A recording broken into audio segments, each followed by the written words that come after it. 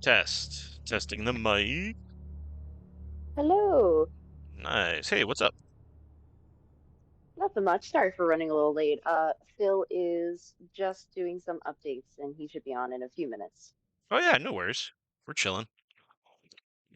Sweet. How you doing? I'm good. I'm good. I had a good Monday. Productive. How about you guys? Nice. Not productive Monday. More of a recovery Monday today. Nice, nice. Oh, and dude, I'm sorry that we missed your show on Saturday night. Yeah, no worries. I figured you guys had something going on. Yeah, the weekend just got kind of crazy, and I think we thought that it was on Sunday night, and we got the dates mixed up, and then I was like talking to Ellen at the shower. I was like, oh shit. So I'm sorry about that. Oh, please. No, no worries. There'll be many more shows to come, so don't sweat it. Oh hell yeah. Yeah. Yeah, we had a good time though. The brewery's pretty cool. The stage was like behind the bar, up near the big distilling. I don't even know what they're called, like vats, I guess. So Okay. some of the photos look like we're playing in like a factory or some shit. It's pretty cool. Dude, that's awesome. Yeah. What's going on?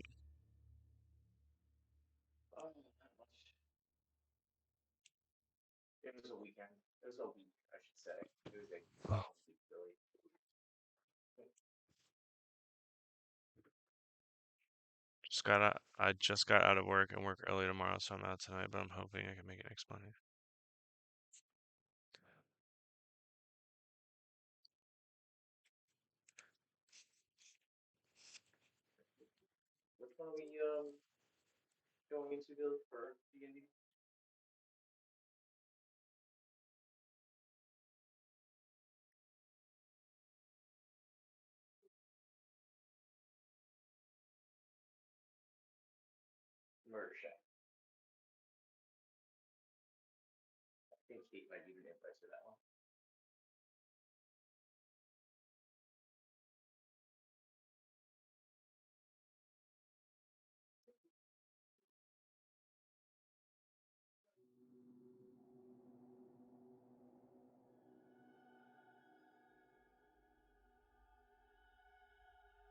Oh, do you need me to post the invite for the server?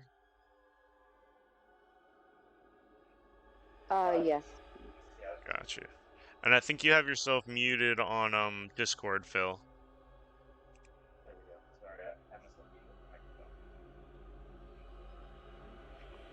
Where's that little invite thingy? I don't know why I'm muted. No, you're not. There we go.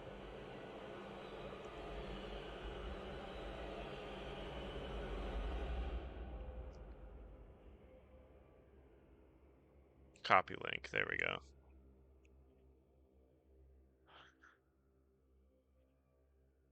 Murder Shack. Still very interested in finishing that game. Oh yeah. So I figured we could just use the server because it's already set up for Call of Cthulhu character sheets and all that. So Gotcha. if you want, you could use like your physical stats. I'm also open to rolling new ones if you guys want to. Um, but we have plenty of Oh yeah, pre-mades on here. whatever's easier for you.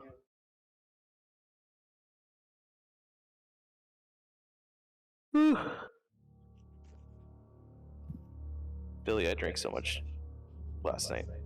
Damn, nice. Like we had Kate's bridal shower, and there was like a bottomless mimosa bar, Oh God. and then James and Michael took us out to Wilton. With we stayed, and I just kept drinking. Oh fuck yeah. I was out partying with the gays, Billy. It was so much fun. Hell yeah. Whipping and nay We had a nay. good time. Awesome.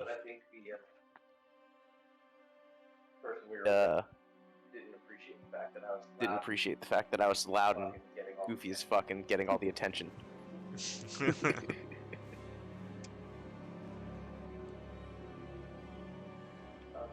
I forgot how.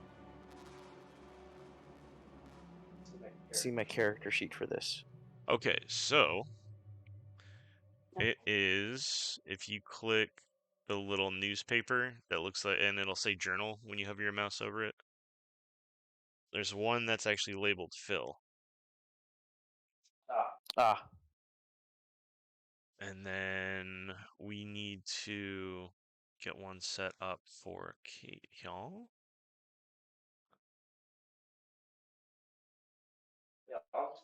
yeah, I'm just gonna run stats that last time. I'm getting this Make really it. bizarre issue where like you're sounding like you're in your mic, and then every other word it sounds like it's coming through Kate's mic. So it's like I don't really like understand what I kind of understand what you're saying, but it's like weird. Got you. Okay, there. Okay, that You that should be seems good now. that seems like it's working. Kate's just Okay. gonna have to push to talk. Yeah, I just don't have push to talk on this mic. Oh, okay. That'll work. So yeah, we can That'll use do. the same character sheet, but have you guys discussed anything as far as like what your guys' backstory is, or what is bringing you to this amusement park?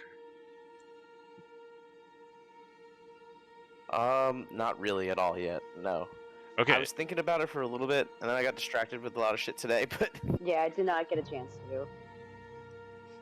that's no worries. So were you guys able to read the posts I put in the Discord earlier today? I did read it. We're basically an influencer who's had their views dropped, and they're about to do something a little crazier and scarier to try to bring views back. We booked the hotel. Then the tickets are there. All we need is a car to get to this amusement park and start filming our video or doing whatever for, whichever twatter or Yeah, what do you think or though? Are you butt guys book, whatever one it YouTubers? is. Are you like IRL Twitch streamers? Are you like vloggers? What kind of content do you make? I Is feel it like like urban this is exploration more of or like a is it like YouTuber. okay, so it's like a YouTube channel. Okay, I feel you. What's the channel called? It's like,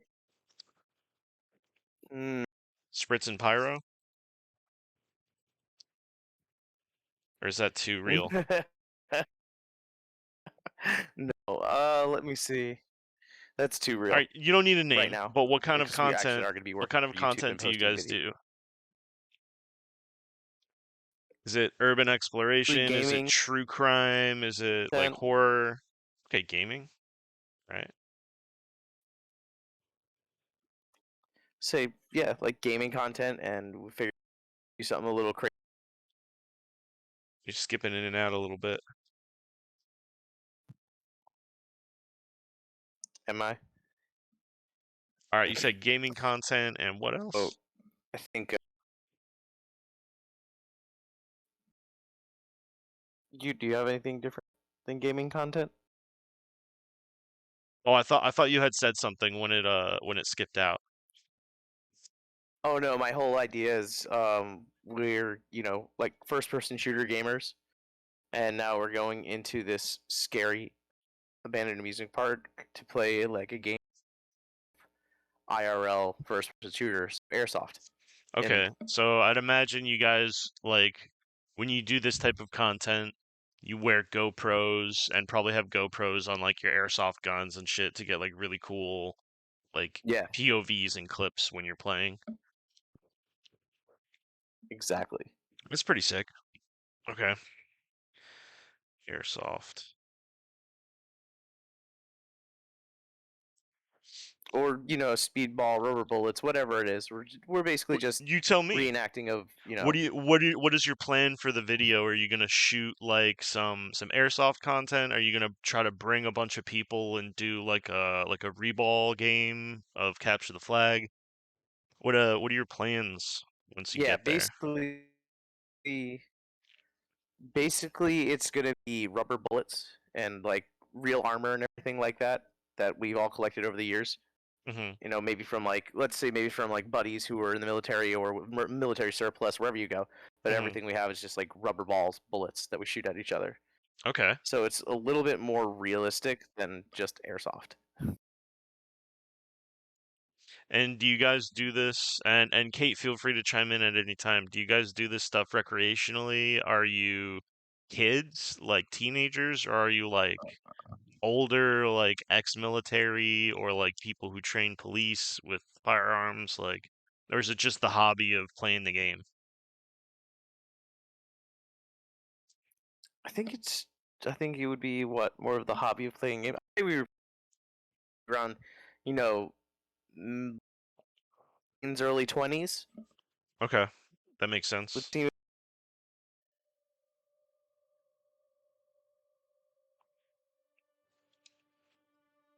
Okay.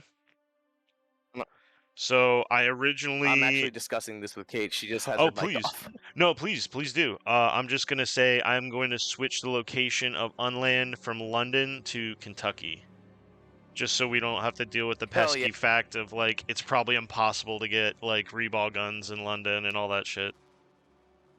Yeah. Okay, cool.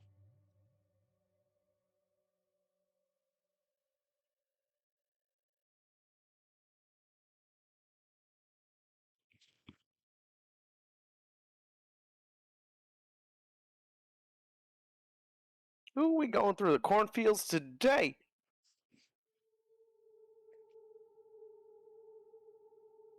All right. Let me give Kate access to a character sheet here. Move my Discord out of the way. Let's see. Um.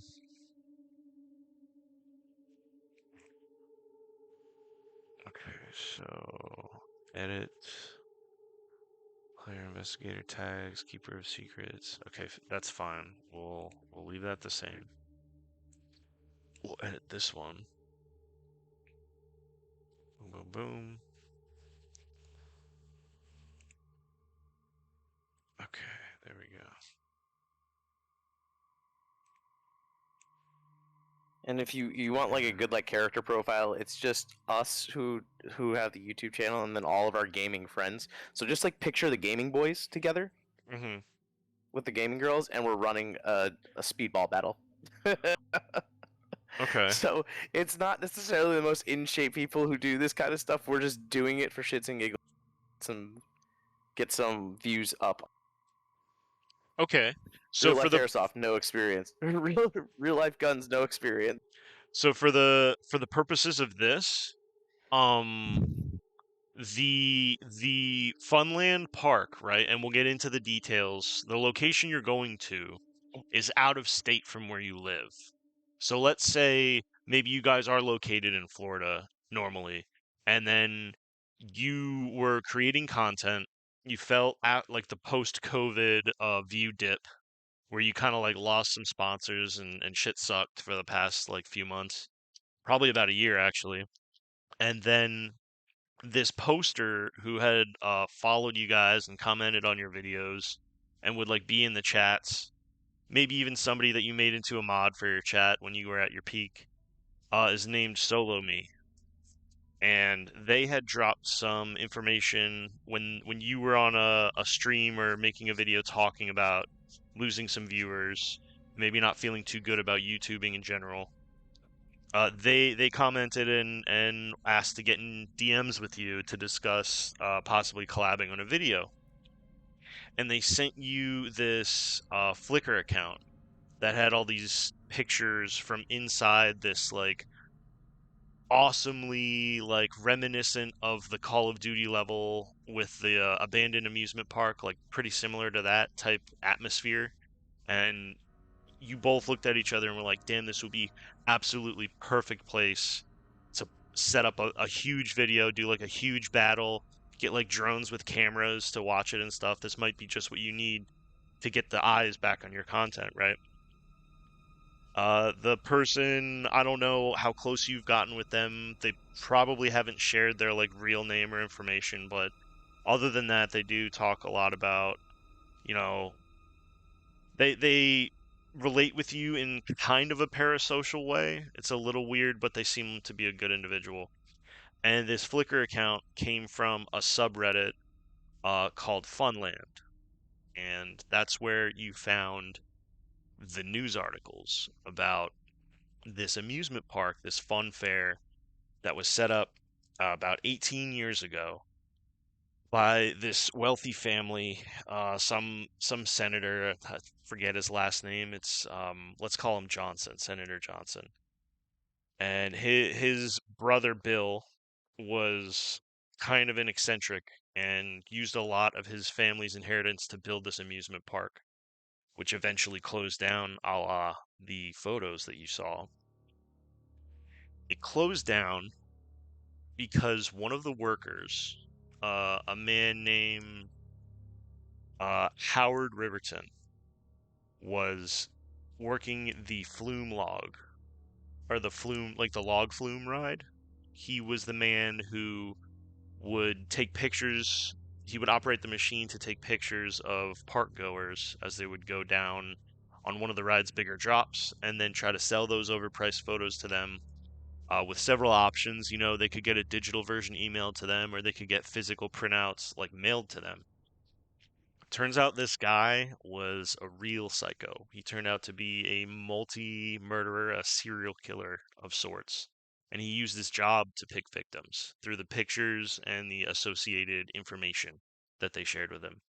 Um, he was caught and convicted, but the park was tainted forever from what he did. The PR firm tried as hard as they could for over a year to keep the park from going under, but it was eventually shut down. And Bill Johnson committed suicide about 6 months after that. Um, they thought he disappeared, but a more recent article came out that new forensic evidence suggests that it was a suicide. This added creepiness made you guys think, what is it a better place to go? Maybe not, might be spookier for you at the time, but it'll definitely make better content. You can add that spooky angle, maybe get night videos, bring a Ouija board or something. So, what did you guys plan to do when just you two decided to go out and scout this location? What did you bring with you?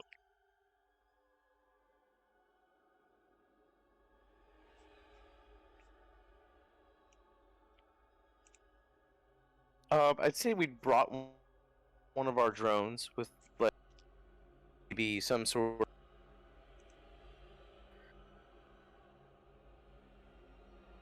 With like some sort of camera, you find said? out how we can make a good map for the starting point. Both. I don't know if it's my end or your end, but I'm having trouble. Um, your audio's like skipping in and out. Camera or like a get an air Yeah, view. on my end, it's like actually lagged out. You're still saying something from earlier.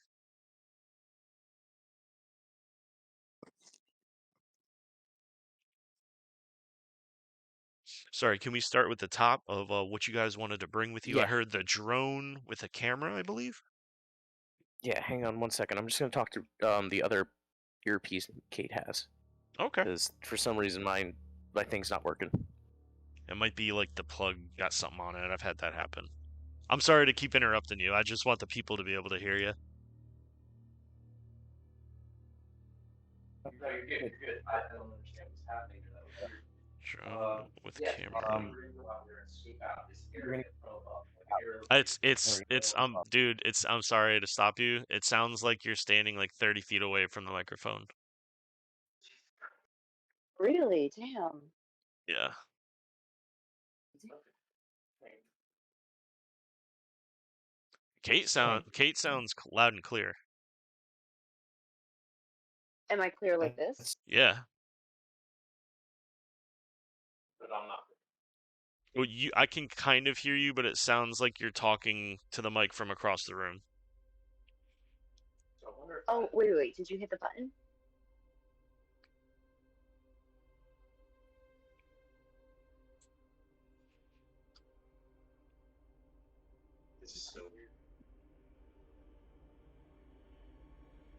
Some technical difficulties, folks. We're working on it. So sorry about that. Dude, don't apologize. This is my end too. This is my end too. And plus, we're doing this for fun. I don't want anybody to feel any type of weird pressure. We're chilling. Nah, I just wish tech would be on our side. God, the gods of tech. You know what I can do? You know what? What? You know what? I'll be right back. Give me my controller. Are you gonna go on the Xbox Discord? Yeah, you know what? It might be a lot easier to do it that way instead of this way. Yeah, see what's up. If that works, because you sound loud and clear on Xbox all the time.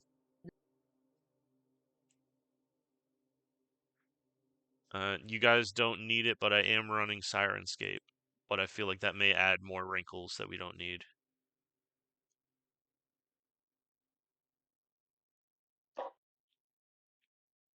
Oh yeah, and while we work on this technical issue, let me credit what we're using today. So today we're running a scenario from Stygian Fox's Fear's Sharp Little Needles. This scenario is called UNLAND. It's written by Scott Dorwood of BlasphemousTomes.com. They have an incredible fanzine called The Blasphemous Tome, and I believe they're on issue 10 or 11 at this point, but you can get them all on their Patreon. We're also going to credit the photos we'll be using. We won't be using battle maps tonight. We will be using a lot of theater of the mind, and I have a map, but I don't want to show them the map. So we have a photo by Shape Lines. We have a photo by Tahiro Achobe. We have a photo by Annie Spratt. We have a photo by Christopher Windus, a photo by Paul Wagner, and a photo by Jason Blackeye. We're using Roll20.net. We're also using Sirenscape for our audio, which is not playing right now. It should be. Bam, there we go. We're also using D&D Beyond. Well, actually, technically, today we are not, but we use that all the time for our D&D sessions. We are running our VoIP through Discord. I am streaming via Streamlabs OBS. We got all of our non-DCMA, non-copyrighted photography from Unsplash Photography. I'd like to thank Stygian Fox and Chaosium for producing the one shot we'll be running today. All right, so All right. So, can you hear me better now? you sound loud and clear. You are echoing through Kate's, though. Kate. Okay. Oh, you know what? I can mute myself when I need to, but she's gonna have to mute herself too. I'm sorry, Okay, there we it's go. gonna be a bit of a This feels a dance. lot This better. is gonna truly be the You Might Be Muted stream. Yeah. And there's only 3 of us too, so like, how many times can we do it? All right, so I'm reading loud and clear now. Everything's good. Yeah, sounds great. Perfect. All right, so I think what we were thinking was, don't let me just take the reins here. If you want to add anything, please add something to it. I'm just letting my mind go. Yeah, do it. We're going out to this closed down carnival, wherever it is, you know, and we're going out there to map out the carnival grounds to make a good spawn point, quote unquote, for our teams that we have for our speedball game. We're Yep. probably gonna take a drone out there with some sort of lighting or camera, maybe night vision if we have to, and we'll just go from there. Sure. Go ahead and well, I guess no, night vision is actually way more accessible. It is 2023. So yes. NV. Okay. And then probably of course like your cell phones, a bag with like clothes and maybe some toiletries. We don't need to get specific with that stuff. If you guys think of something you may have brought with you, bring it up to me. If it's feasible that you'd have it, yeah, of course you just have it. If it's a bit of a stretch, I'll make you roll a luck roll to see if you did bring something that you need in the moment with you. That way we can kind I of, have as you think of stuff, you can be like, "Oh, I have my multi-tool." It's like, "Do you?" I have the Hammer of Thor plus the Avengers emergency button, so Hell just so you yeah. know, we're good to go. That's Good always on to me. I'm go. really good friends with Tony Stark, and you know, Spider-Man and I went to the same high school. Fuck yeah, fuck yeah. I also wanted to share with you guys that we are playing Call of Cthulhu 7th edition. We will not be using the pulp rules. We will be using regular Call of Cthulhu rules. That may not mean anything to you guys. All it really means is our players won't have any of those special abilities that make them more a hero than an investigator. In this game, they're more of an investigator, a little bit more vulnerable as a player character. Okay. So you have a drone with a camera, with lighting, possible night vision. We'll just say yes, it has that. You have your cell phones. Do you guys have like GoPros? Are you gonna bring any to wear? Yeah, I'll probably bring like a chest GoPro or like a head GoPro to walk around the park to get some good visuals before the whole game starts. Yeah, you could go through the footage and maybe find keyframes that you're like, okay, we'll definitely like intro a video at this spot. It looks awesome. Stuff like that. Yeah. Okay. Kate, anything your character would bring with them? And also, are you guys literally playing yourselves, or are you playing like is anything different about them? What's their name? My What are name's we doing? Skylar. Skylar? That's actually I'm perfect. Skylar, and my dad, he's like high up at Microsoft, so like I can get you kicked out of Xbox. Okay. Skylar equals Nepo baby, which is what I'm writing.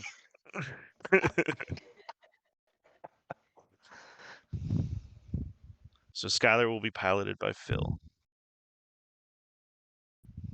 How about you, Kate? We gotta come up with a stupid fun name for Kate, like one of those, one of those weird names for a kid. Uh, What's the most basic name you can get? Basic? Mm, I think Like y'all come up white with girl it. basic. Becky. Becky. Becky. This is why I'm How's marrying it this woman. spelled? How's it spelled? Ooh, Becki with a heart. Always. Oh my God, yes. Yes. Okay. I love you so much. And how do Becky and Skylar know each other? Like, we went to the same high school. She's kind of my girlfriend, so maybe just back off. Cool. Cool. Now, two things. And we can take a little 5 or 10 here to think about it if you need to. I'm cool with it. I need maybe even just one of these two things. You can get both of them by the end of the session. I need a lie that you have told to the other person. A lie that Becky has told Skylar, and a lie that Skylar has told Becky. The heavier the better. And I need a lie that your character tells themselves or tells the world. Now, you don't need to tell each other. You don't need to tell each other, and you don't necessarily need to tell me until it comes up. But if something pops into your head, go ahead and jot that down. Okay. Okay. All right. I already got one of them. The other one was a lie I tell to myself or a lie I tell to the world. Yeah. Okay, that's easy.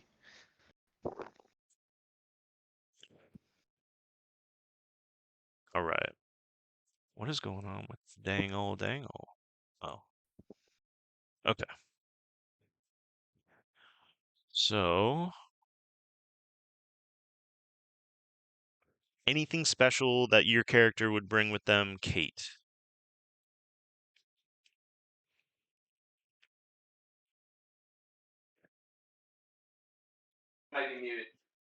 Yes. I think maybe like a small microphone just to make sure if we have any notes or if we want to do any pre-recordings while we're out there, we can just take those shots, run them by, see if there's any issues. Okay. Hand recording setup. Got you. Sweet. All right.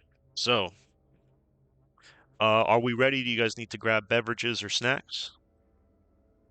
I'm just grabbing a quick snack, and I will be ready. You want to take a quick Cool. 5? Yeah, let's start at like 9:42. Sounds good. Cool. Perfect. Oh, Kate, while I have you here, I did give you access on that little journal button in Roll20 to the doctor character sheet. Oh, okay. So that'll have like values and stuff, and I'll help you guys through it since it's only the three of us. It'll be pretty easy to like help each other through rolls and stuff. But that way we don't need to re-roll the entire character sheet. But Sweet. if you see anything on there that you don't agree with for your character, it could be switched. But yeah, Um, okay, cool. Yeah, I'll yeah. let you If know you if feel you Um, see like it, Becky's anything. gonna be like the best nurse in the world, so if you like she's a doctor. yeah, if you look at any of the stats and feel like you want to move them around or change them, feel free. Just so you're Okay. aware, the main stats like strength, constitution, education, appearance, etc., those are out of 100. It's a scale of 100, as is everything else. Gotcha. Okay. But yeah, nothing to specifically go through with that. We'll be able to click stuff on those character sheets to do rolls. You can also feel free to roll real dice. The only dice you guys would really need today are your sets of D10s or your D100s. It's like the one with the single digits and the one with the two digits on them. Okay, If Okay. you here I can want to find mine. if you want to roll physical dice, you don't have to. We were actually talking about that earlier today, so I'm gonna go find them really quick. Sure. All right, we will be right back.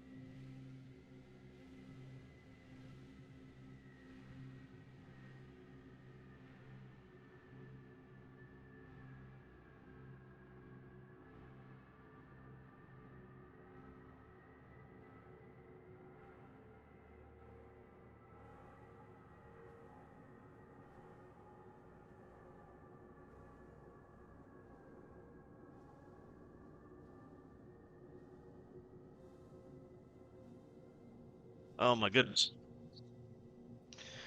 Good news, we So, found the dice, oh, sweet. Fuck yeah, dude. and I just rolled a 29.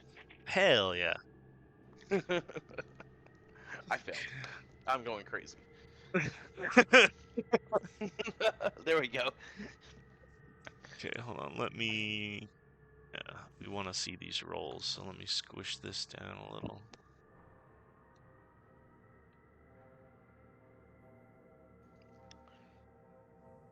Oh, chop chop.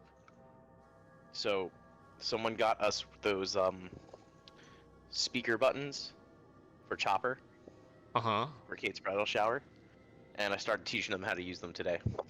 Oh, nice. He started picking it up pretty quick too.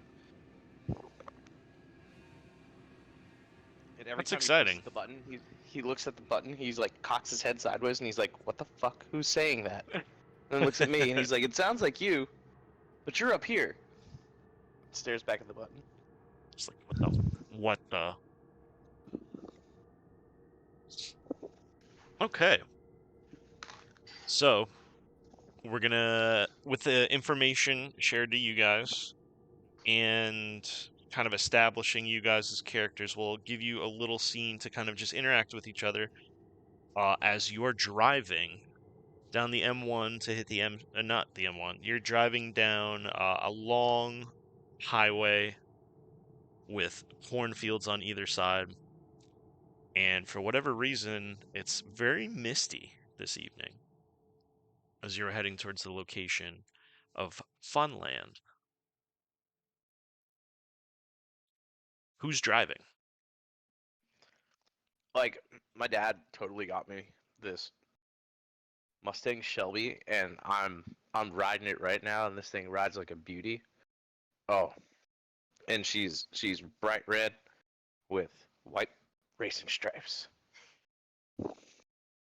Very nice. I don't know how I went from like 20-year-old surfer dude to like totally countryside kind of guy.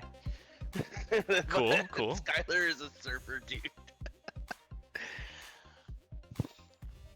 Like, yeah. My dad totally bought me this car, and she's just like amazing. She would be my girlfriend if she was not a car. Oh God. Becky, how do you feel about Skylar's relationship with his car? As some techno is blasting, so you guys are maybe going a little too fast. You know, the drive is fine. It's nice being in a cool car, and it's decent. But I'm not going to complain about his relationship with his car. If he's happy with it, then that's fine, I guess. Just don't spill your Red Bull in my car, Becky. You can't tell me what to do. Now, Drink where I want. I imagine Becky is actually the brains of the YouTube channel. What are you using this time for? Because you do have internet access, you have your phone, perhaps a laptop with a hotspot. Are you doing any research on the area? Is there anything you're trying to figure out before you guys get there? Yeah, I'd say that I'd probably be trying to do some extra digging and seeing if I could find out some more information. Since we're trying to do it for a Halloween special, just try to pull in some facts and hotspots that we can check out. Sure. So what I'm going to have you roll for is library use. You have a value of 45 in that skill. So you'll want to hit 45 or lower. The lower, the better. 001 okay. is the best. 000 is the worst.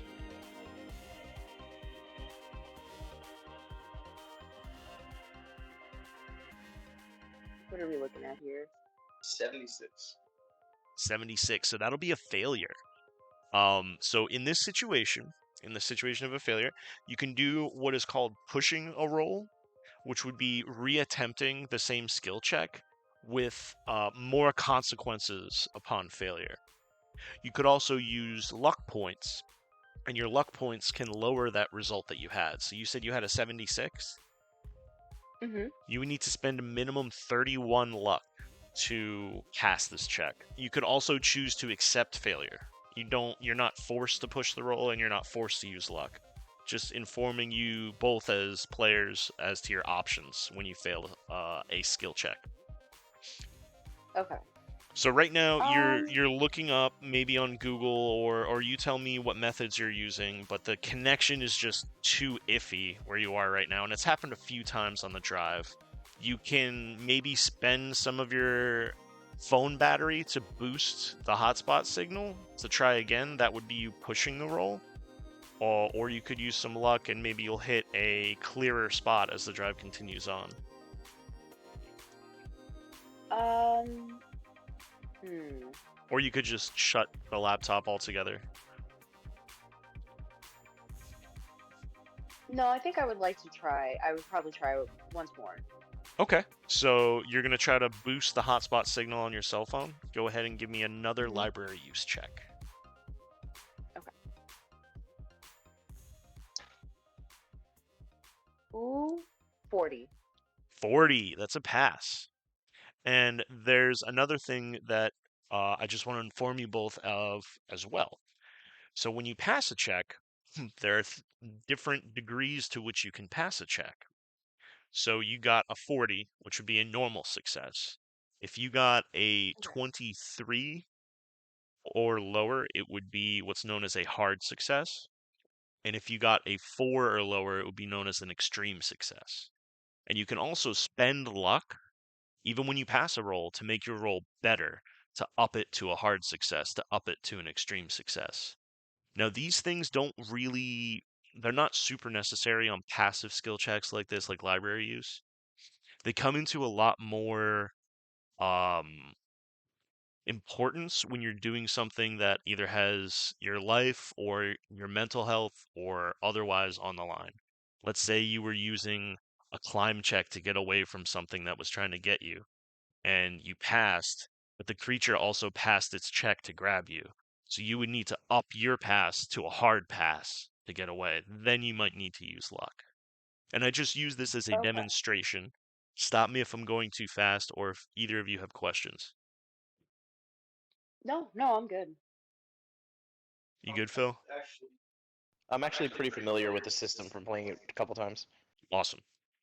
Okay, You so might just have to remind me of a few of the details of like what does what, but otherwise absolutely, I understand the system. absolutely, as it comes up, we will deal with it. So you boost the signal of the hotspot, and you're able to get a signal, and you do a little research on the surrounding town. You get a little bit more information on the senator and his family. They were embroiled in some kind of scandal to do with an orphanage or a set of foster homes. It's kind of murky because the more you dig, the more vague these articles become. But you do find the title of a few books that were written by older detectives from the area who investigated it personally, and it seems that there's kind of a string of conspiracies linking the senator to possible pedophile rings or worse. But who knows? You know, a lot of those 1980s investigative novels are a little campy and mussied up. It kind of came out in the same era as like the Satanic Panic back in the 80s. They're very old titles, but it's a little interesting. It's a little weird.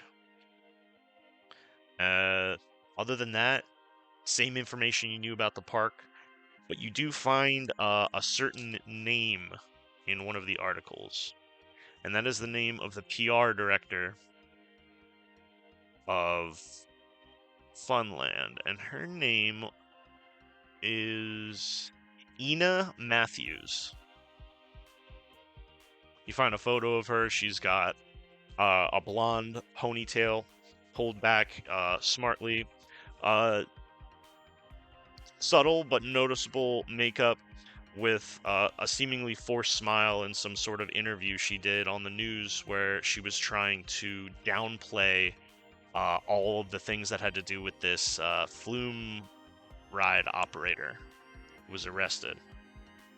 It's her trying to push the park, trying to rebrand it several times, and as you go into more and more recent interviews, she looks more gaunt, a little more desperate, maybe a little less put together.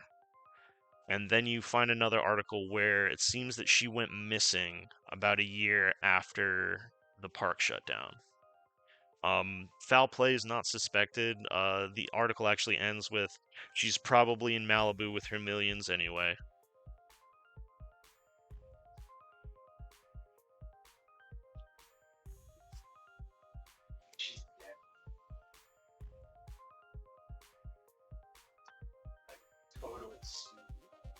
So as you finish maybe that last YouTube video relating to it, the chain ends and it goes back to compilations of cats and maybe a dog on a surfboard. And that's when you lose your internet connection again.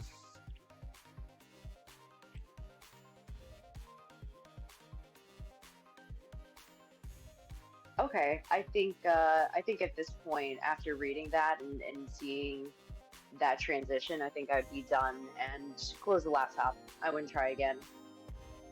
Okay. Do you share any of the info with Skylar? Hmm. Um, I debate about it, but I feel like in the end, it's nothing that's good content for us, so don't think that's important to really share It's a right little now. too dark for your guys' audience. Yeah, Yeah. that makes sense. Skylar, anything else you want to go over before you guys pull up to the park? You mean like the deer I ran over a while back? Nah, man. Yeah, We're maybe like maybe you we're do have like a gonna make small this dent. cool. I feel like you would We turn a deer to pink mist with that thing. He probably would, especially going like 120. That deer doesn't exist, but I'm also probably dead at the same time. Mm-hmm. No, we're like gonna make this awesome, cool video, and our views are gonna go back up, and our sponsors are gonna love us again, bro. Like, it's gonna be amazing. Can And if you they go don't, I'll ahead? just get my dad to ban them. Can you go ahead and make a luck roll for me?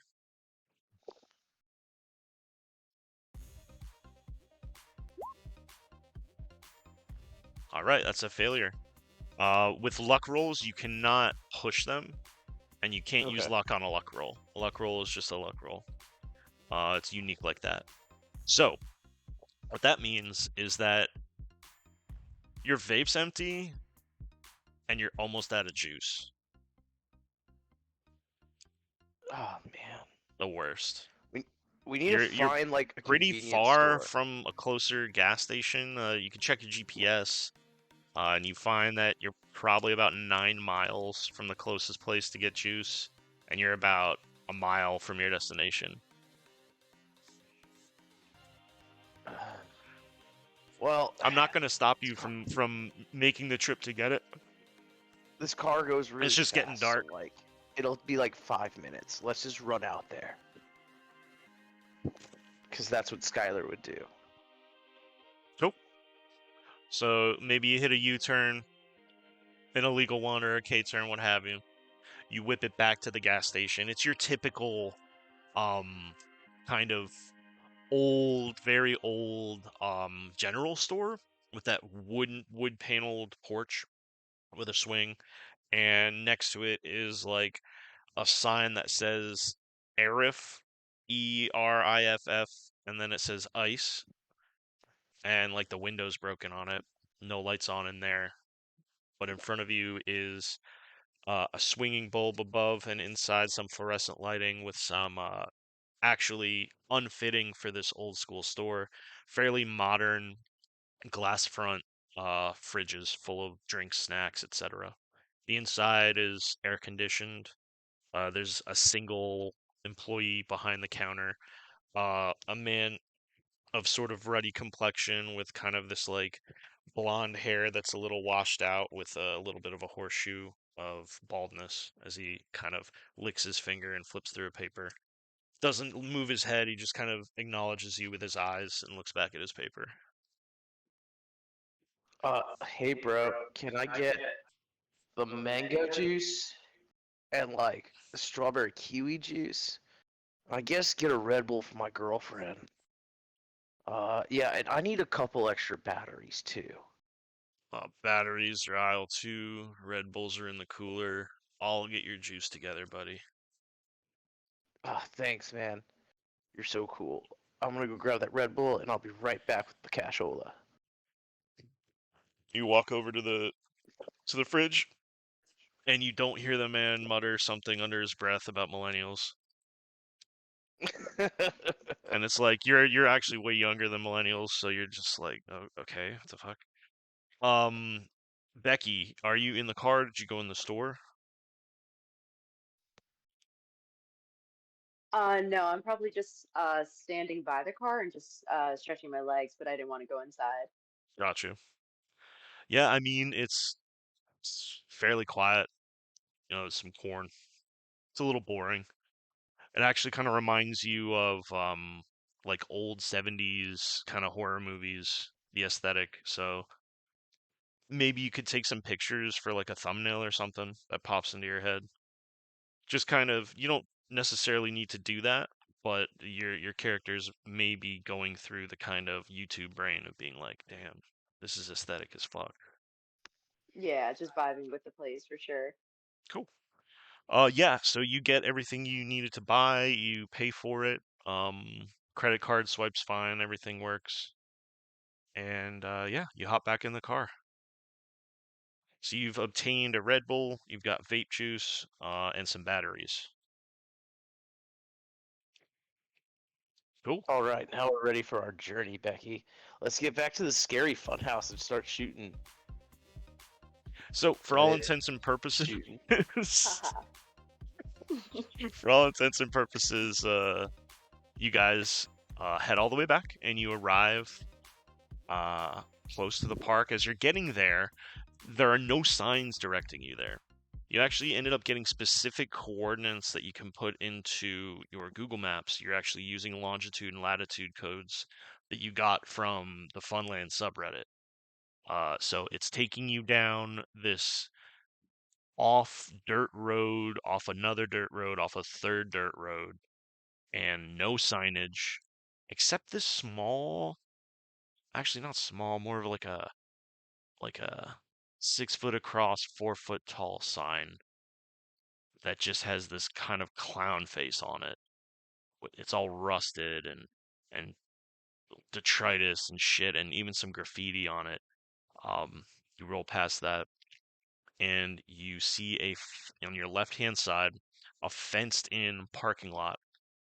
And through the fog and the mist, you look up and you see the lattice work of a roller coaster going all along the edges of this 10-foot tall chain link fence set up with barbed wire with a 45-degree angle outward. This fenced in parking area dominated by this roller coaster does have a iron swing gate across the gravel driveway to get into the parking area. The parking area consists of about 8 or 10 cars, trucks, varying degrees of age. Some of them just seem like older models. Some of them are straight up rusted wrecks. But a few of them catch your eye as being relatively new. If you want, either of you or both of you could give me a spot hidden.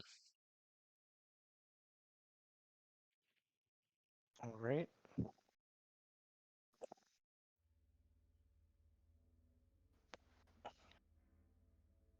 Let me see.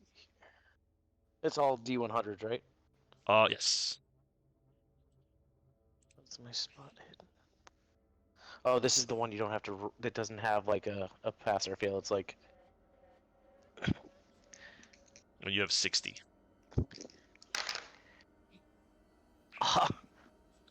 I got like 600, bro. Oh, you Or I got got 6. oh 6? Oh shit! So that is that no wait? It's what is it? It's half and then 1/5. So that's 1/10. So it's an uh, is that an extreme? Yeah, it's an extreme success, not a critical success. An extreme success. So you notice 2 sets of tire tracks new in the gravel that lead over to a blue Subaru, kind of SUV hybrid looking thing, and a green Pinto, an old Ford Pinto.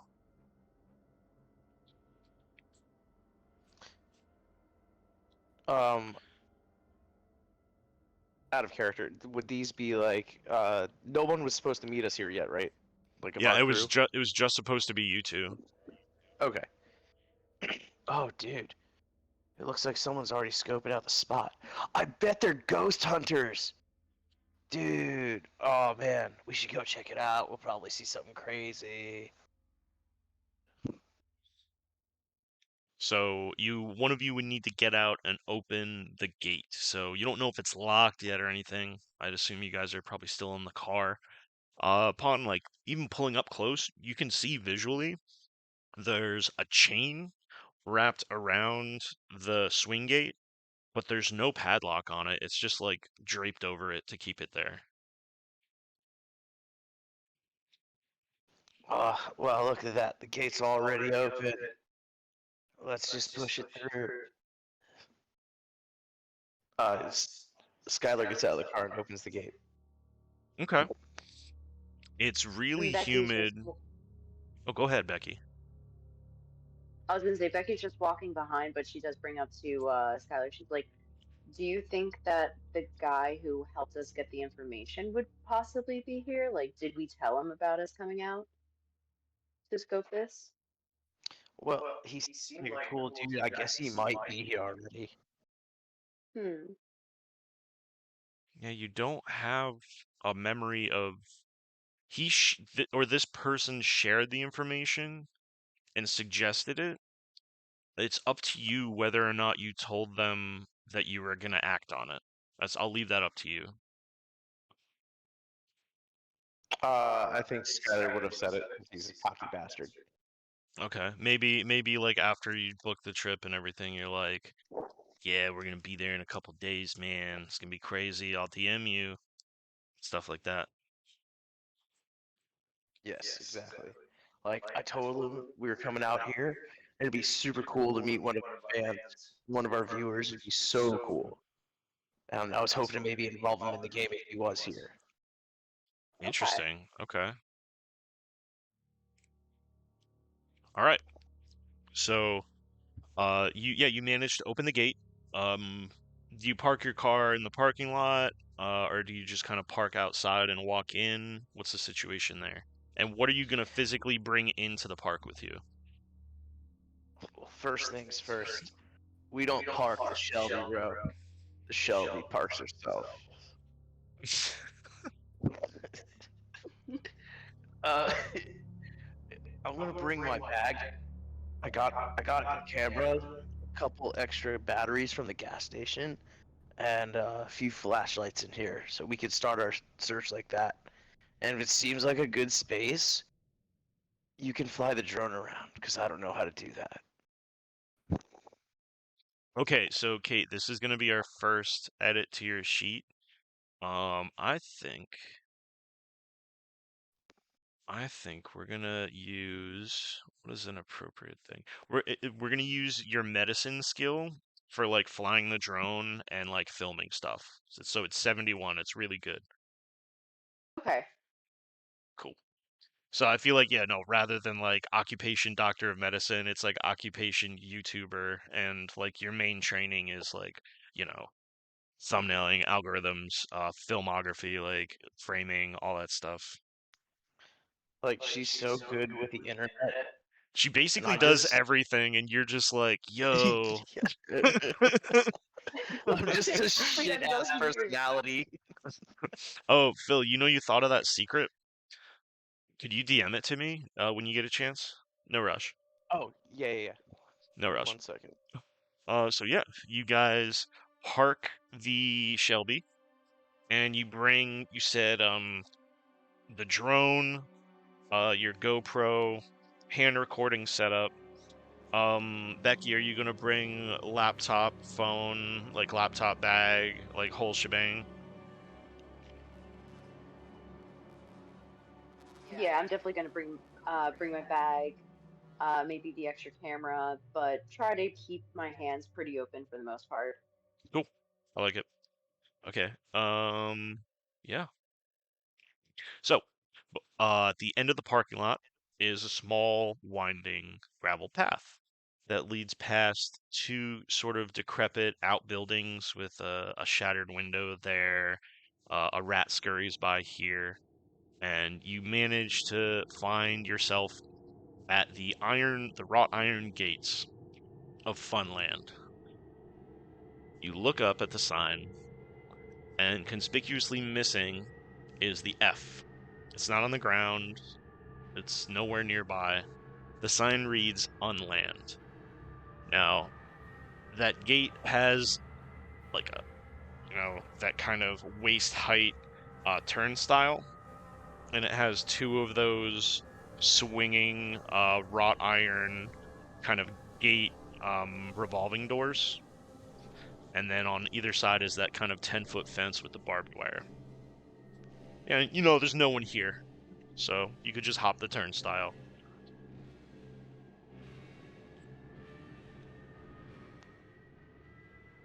What do you do? I totally parkour over that because I'm so cool. Sick. What kind of move do you do? Just like a like what do they call it? Where you Simba something? You like grab it with your hands and throw it between your legs and just land on the other side. Yeah, like I totally looked like a wild cheetah chasing a gazelle. And I just jumped right off the rock. Tremendous.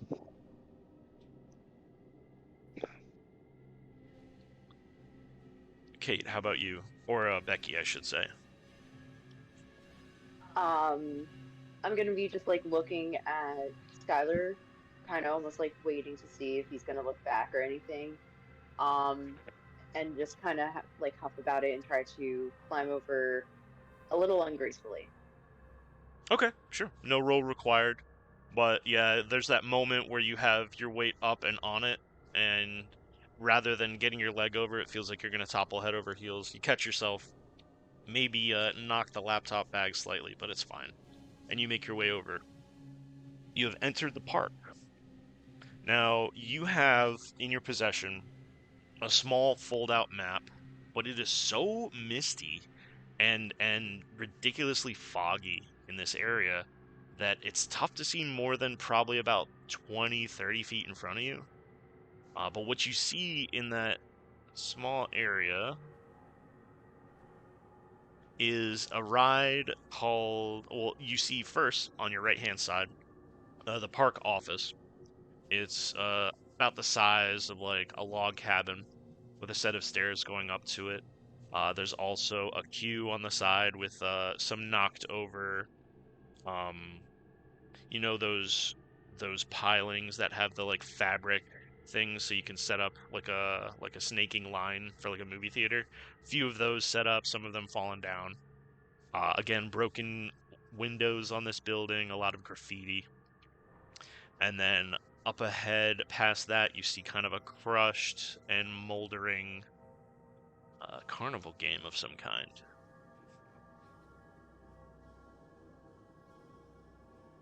Oh, like that's so cool. Let's go play it. What are they gonna do? Charge us? So you head towards the carnival game there, Yeah. Skylar? Okay. Hell yeah. So, Skylar, you head towards this kind of metal pole with this sort of plasticky fabric, a lot of it torn, and if it was windy, it would be wavering. But when you entered the park, it seems like very quiet, no wind moving. The mist seems to it's not getting cooked off by the heat of a Kentucky day. Um, and it's probably about 9 o'clock at night at this point. What are you using for a source of light? Uh, I'm using like this awesome light. It's called a Surefire. And it's so bright that it just lights the entire park up. And its battery lasts like 2.5 hours, and it has a flicker mode. That's awesome.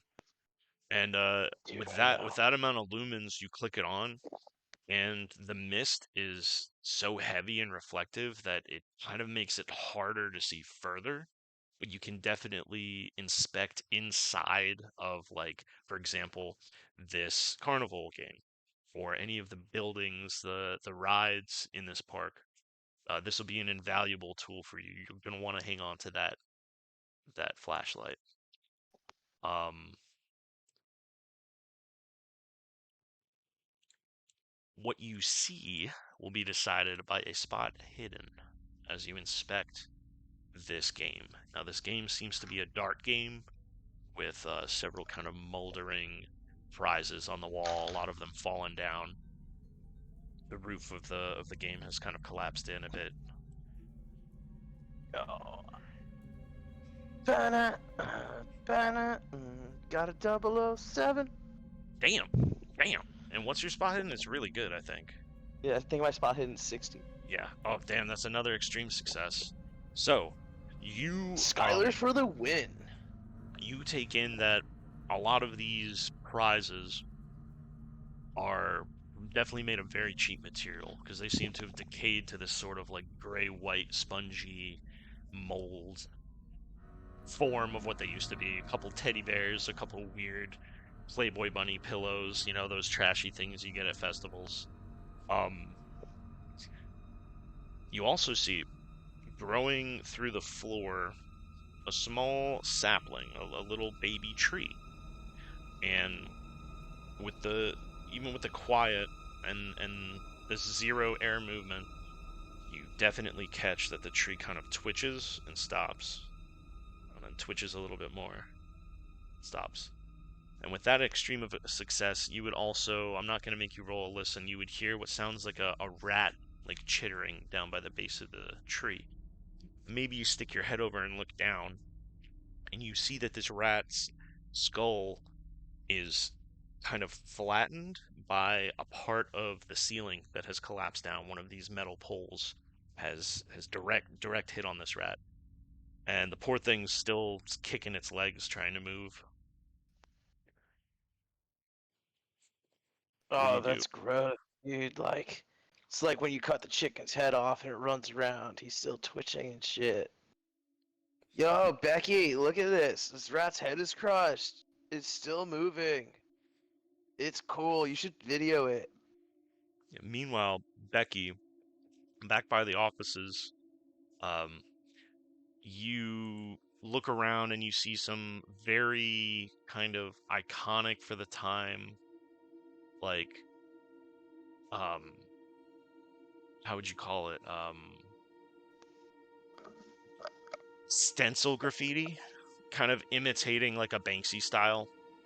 It seems like some kind of posers and or people trying to make a name for themselves, and maybe even some, Greg was here graffitis. It seems like this place is kind of a rite of passage for the kids around this area as you inspect and maybe take some photos. You do hear Skylar call out that, hey, there's a dead rat over here. Maybe as you turn, you notice just the vast height of this roller coaster track that is dominating the skyline as high as you can see. And maybe if you could fly the drone up, you could see some more of the roller coaster, but it would be hard to see the park with all this mist that goes through your head. And you hear Skylar call to you. What do you do?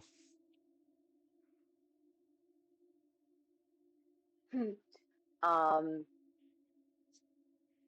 so initially I'll just be like, "Ooh, that seems gross," and I'll probably start fumbling with the bag and try to like get the equipment out as I walk over to him and see what he's doing. Sure. Yeah, you manage to produce the camera or whatever equipment you had in mind by the time you get there. The two of you look down. It's still pinned by that like metal pole. Can't get itself out.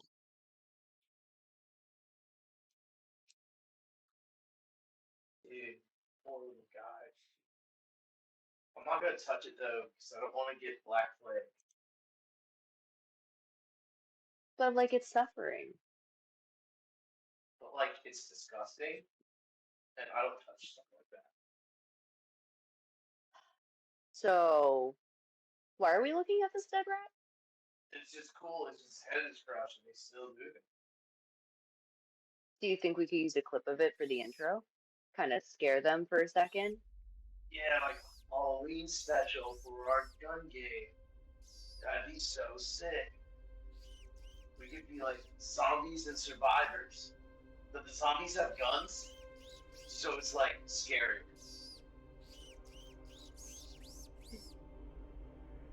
You know, I guess I can work. I'm pretty sure we can manage the makeup, get everyone organized. And then as you're saying that, Becky's trying to get like just a few shots, maybe like probably just videos. No photography. Okay, great. So go ahead and just give me a medicine check. So you'll be rolling against that 71. Okay.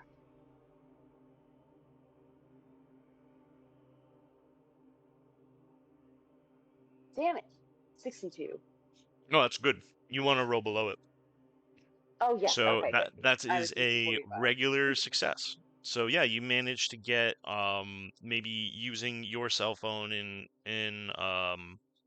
sync with Skylar's cell phone, managed to get some decent lighting and get a couple short clips, maybe something you could use for a jump scare in the video, like a super close up of this rat, just to Hmm. pop it, or even during the intro. Yeah, you managed to get this footage. Um, and you notice when the two of you take your cell phones out that neither of you have like any bars or data right now. Camera works, everything that doesn't need internet works, but yeah, you guys don't have any signal right now. Well, I guess that boots our idea of being able to do it live tonight. Well, we didn't really want to do it live anyway. It was just something that we could have done, but without signal, we can't do anything. It's gonna have to be a post-it. Get it? I don't know what I'm saying.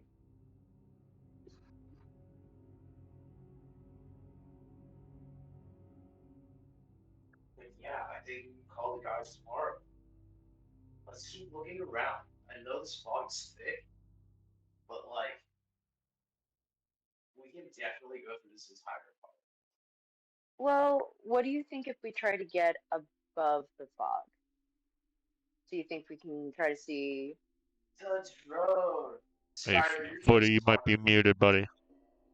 Oh, god damn it. No, I could hear you. It was just like lower and then coming through Kate's mic. Oh, But the we're good. We're good. drone, Skylar. You're so smart. Go get the drone, Becky. Let's put it up. I was made to understand that you brought the drone in with you. Is that the case, or is it in the car? No, I have it with me. It was just in my bag. Nice. Skylar's just an idiot. Dude, I'm sorry. Okay, yeah. All right. Adding that to your character. Dumb guy. I kid. Okay. So yeah, what's the plan?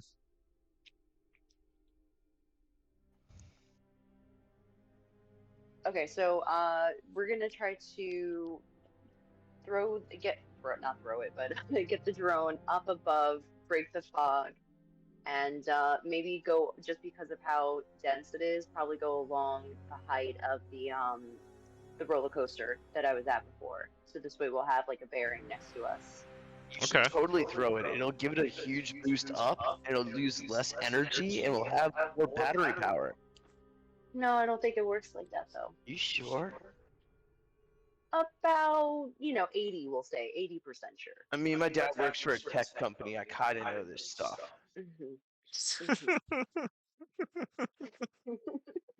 God damn it. This is fucking awesome. I'm Okay. gonna get better as we go on. It's just gonna get worse. Okay, so Becky, you're gonna fire up the drone and try to kind of fly up and get a little bird's eye view of where you guys are at? Yeah. Cool. So you set it up, put the 4 feet down, make sure all 4 props are working. They are. Yeah, you launch it. Go ahead and give me another filmography check. It's gonna be against that 71. Okay.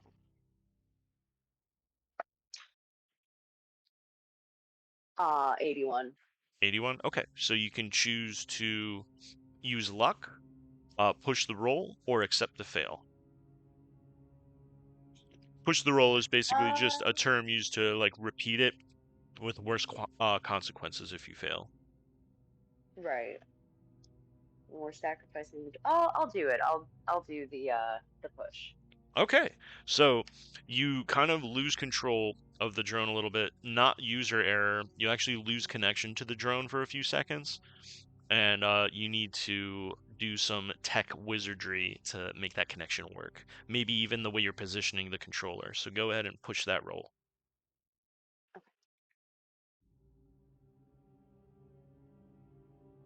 Damn, 89.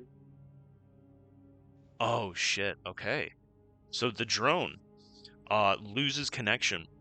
And rather than running an auto land sequence, which is what you had it programmed to do when it loses connection to slowly come to the ground and then detect ground and then land and shut off, and then ping you to give its location, it actually, uh, all four props accelerate extremely and it shoots up kind of at an odd angle.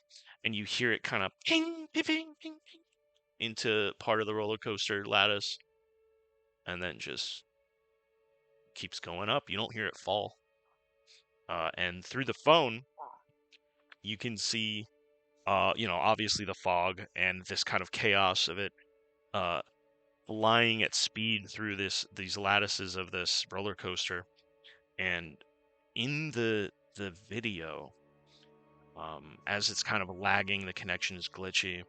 You see these forms, these kind of dark and shadowy shapes within the lattices.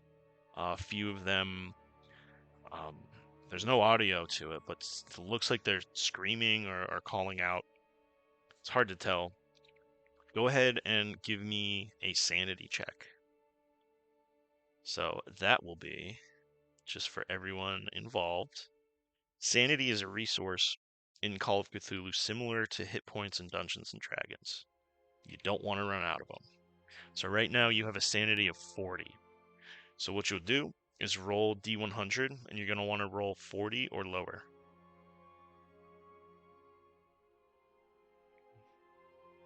20. 20. Awesome. Awesome. So you are going to have 0 sanity loss. The video was of such low quality, it was hard to see if it was. You just kind of blink and then forget about it. It's one of those things like, yeah, there's artifacting in the video and the whole thing's glitched and fucked up. But unfortunately, the drone is MIA right now. Oh, Becky, what happened? That drone was like $1 million. It wasn't that much, but I'm equally disappointed that we don't have it right now. Oh, my I don't know what dad is happened. gonna kill me. Well, hopefully we'll be. I mean, we can't leave without it. It's got to come back to us. So I don't know. I'll keep my eyes on it and see if I can find it landing somewhere. But for right now, I don't think we're getting it. You're lucky I'm like so charismatic, because I can just make everybody melt and make this okay. You were so lucky, Becky. Oh my god. Becky just digs into the bag really, just quickly, grabs out a camera and just pushes it at him and be like, "Here, why don't you just take some shots for me?" Make yourself useful. Okay. Holy shit. Okay. So equipped with a camera, Skylar and Becky, where would you like to go? We have actually you guys are quite close enough to see one of the many rides in the park. This one is known as, I know the name of it, but let me get the description. This one is known as the Giddy Giggler, located near the entrance.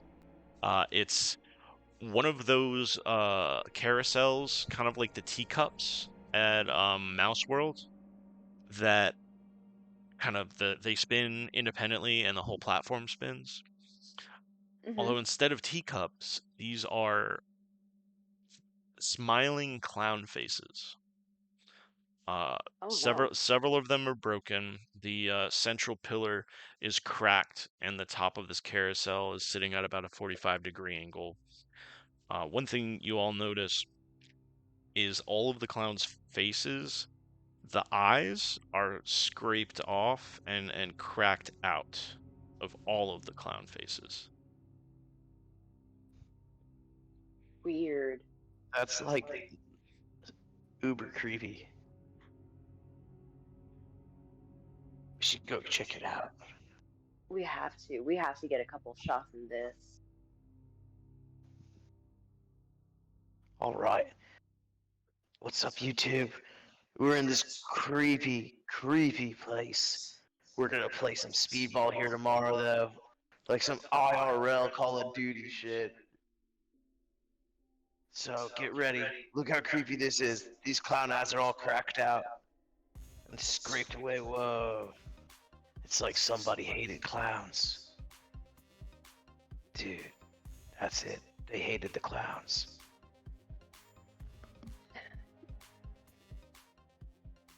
I might have broke Kate on that one.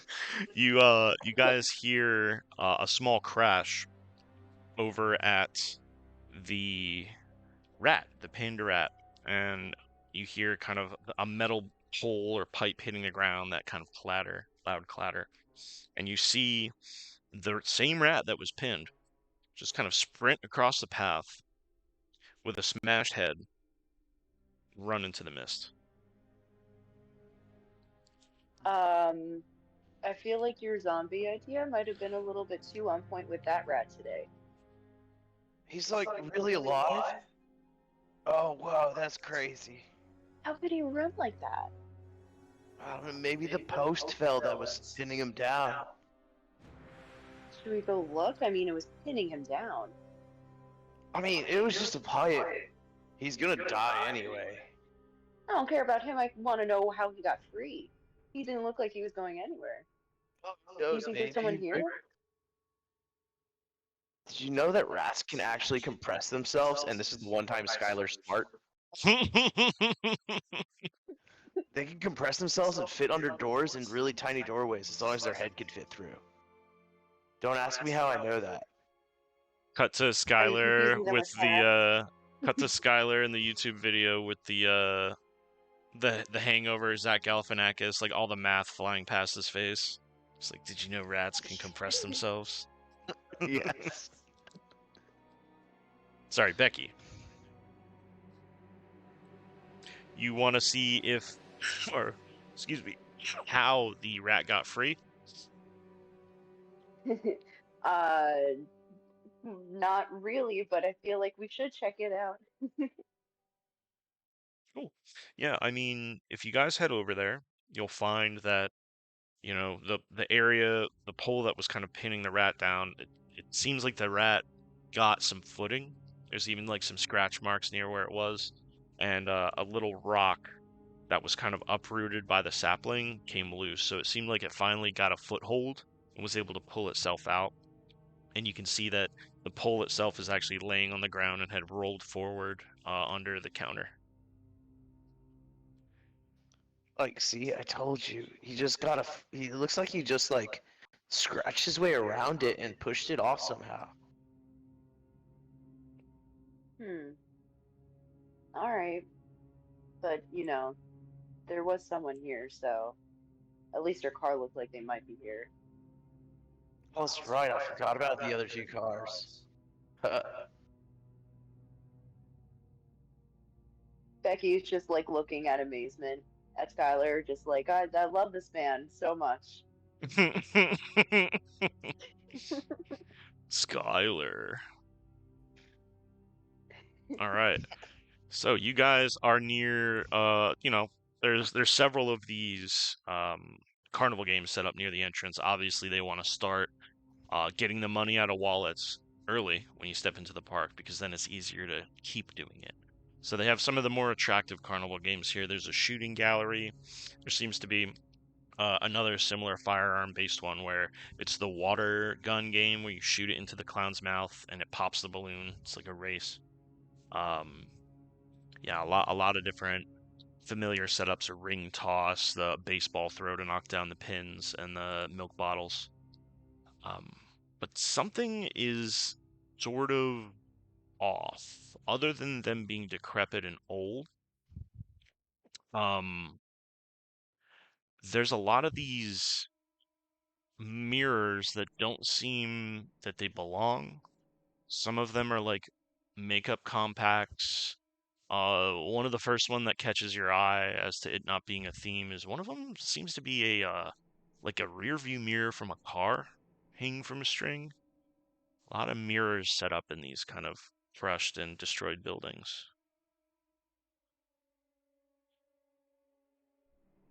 I guess it's so they can see people not cheating. Because who cheats at carnival games? It's just dumb.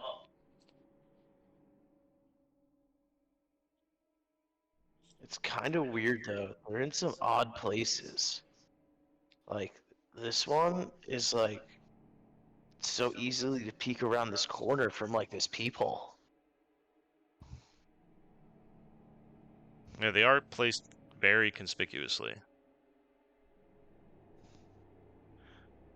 You also notice uh, past the Giddy Giggler is the bumper cars. Between the Giddy Giggler and the bumper car setup is a large, seemingly uh,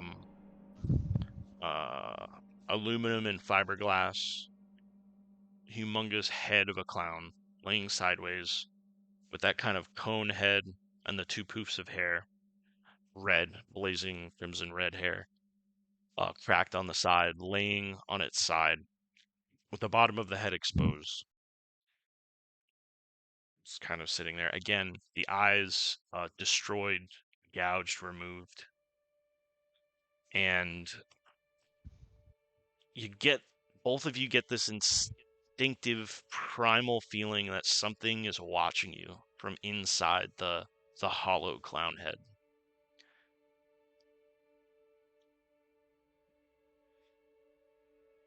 This clown head's a lot creepier than the other one for some reason. But whoever this is really doesn't like clowns. Like, go to therapy.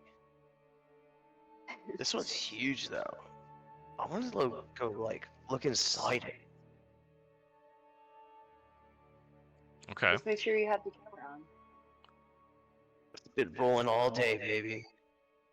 So chest GoPro on, camera going, and the bright flashlight. You approach the clown head, kind of maybe even keep your distance a bit, and kind of high the corner to look into the interior.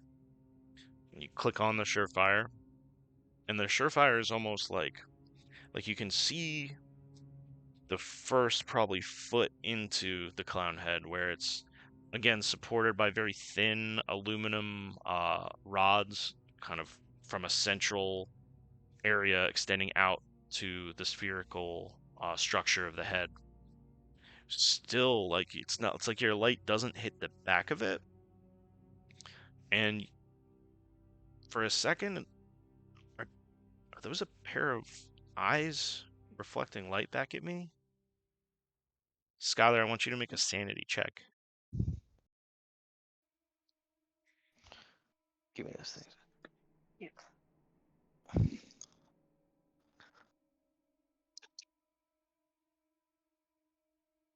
74. 74, your sanity is 50. So, you can use luck. And I don't think you can push a sanity roll. I'll look it up when we take a break here, which we will do very shortly. Okay. So you can use luck if you want to. You would need to use enough luck to bring it below 50. So you would need to use 21 luck, which you have a pool of 35. That would be a big chunk of luck. Mm-hmm. Oh man. No, he's just gonna take it. Okay. So as you lean forward to confirm that maybe there are eyes looking back at you, you hear a voice, the voice of your middle school bully. But you hear it in your head, as you can sense, even though you only see the reflections of the eyes, you see cheeks perk up underneath it as if it's smiling widely at you. And in your head you hear, she's gonna find out. She's gonna figure out you're a coward. and she'll be gone. That's where we're gonna take a break. Ooh. Ooh.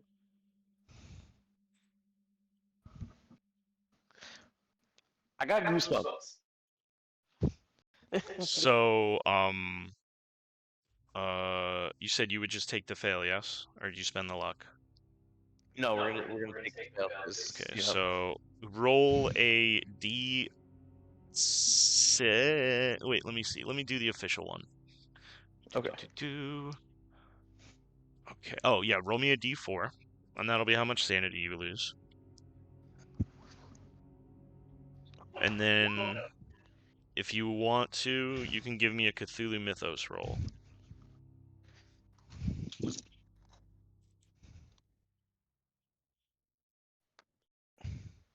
Two.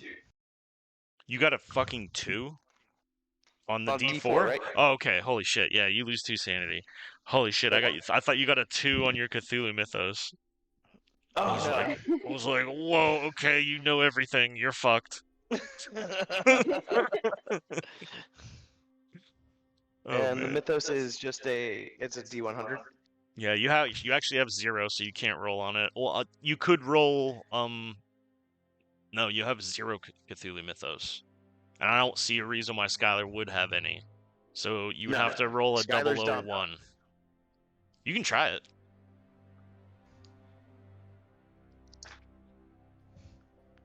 85. Okay. Honestly, and again, for the listeners and for you guys, um,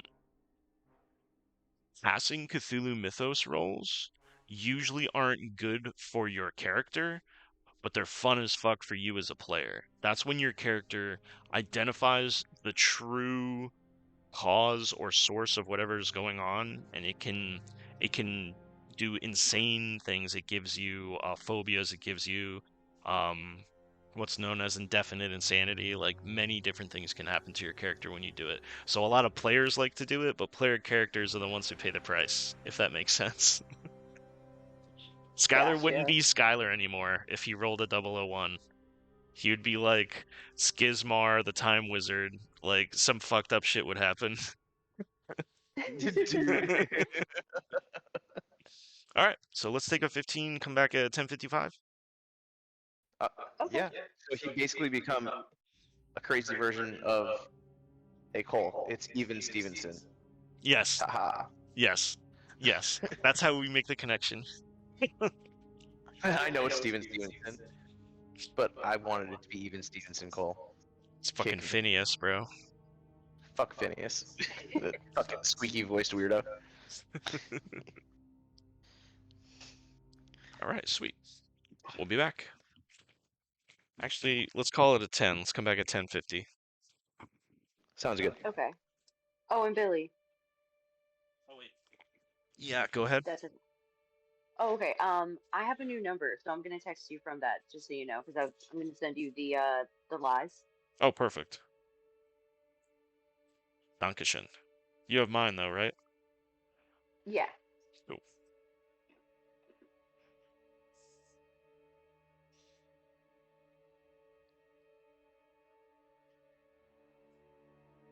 She officially has a Florida number. 954. Oh, No, 561. no more of those. It's 754. 754. They don't hand 754. out 955s anymore. Shit. Those are from the OGs. Shit. I better never get no new number. Goddamn. Yeah, I can't rep 955.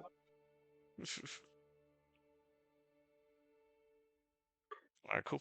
I'll be right back. I'm having a blast already.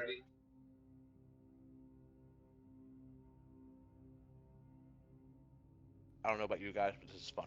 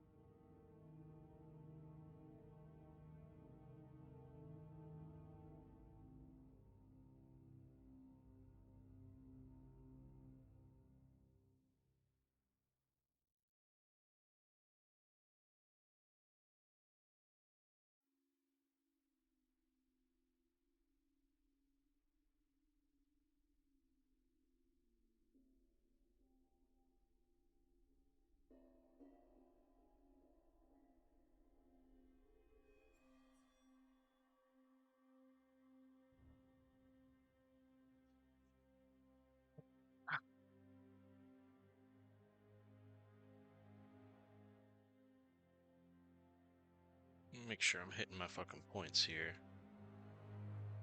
They've seen the car park, the gate office, or the office, the giddy giggler. Oh no, and the merry-go-round. They haven't gotten to the bumper cars yet.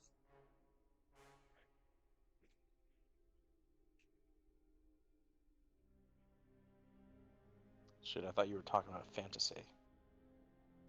Oh, I gotta look at that too, because I know I do too. there's a game tonight. I'm supposed to beat Jeremy, but I don't think I'm gonna beat Jeremy. Germ. Germ. Germagerd.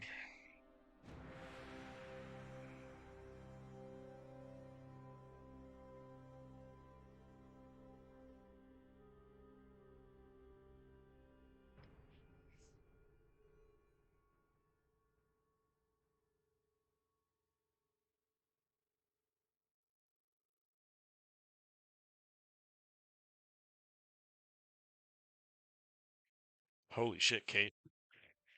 Some good ones.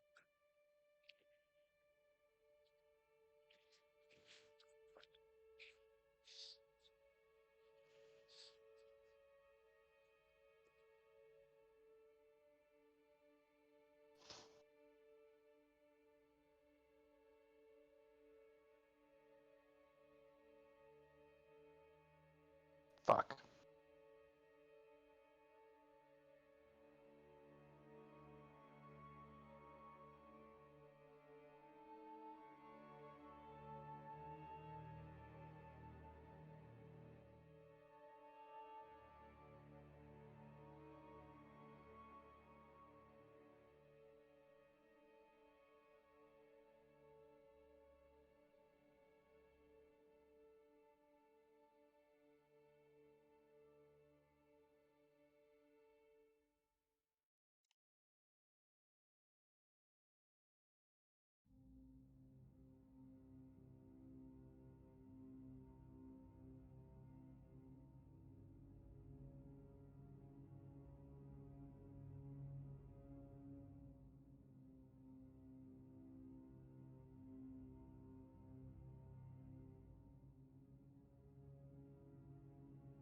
Yep, I already lost.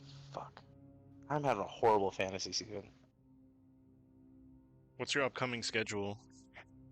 Oh, well, I'm playing Caitlyn next week, so Okay, I'll have a chance there. you should be able to whomp her. Whomp. Yeah.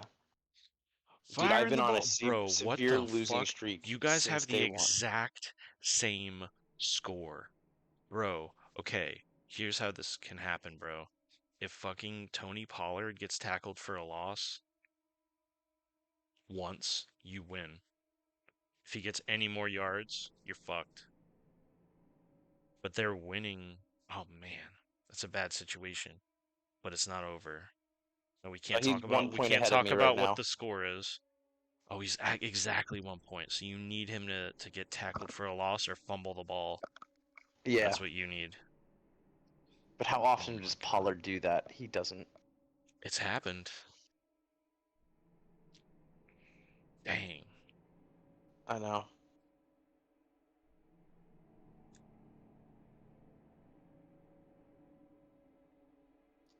Dude, I'm so pissed with my fantasy, you know, this year. Not all of my I picked pretty good, but everyone's just taking a giant shit. It's not lining up. They're all Yeah. having good days in like bad positions for you when either they were on the bench or like one guy had a great day and two guys had shit days. All right, we got 1 minute.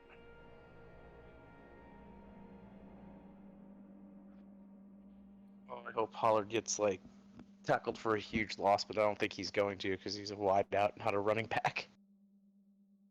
Oh, and one thing I wanted to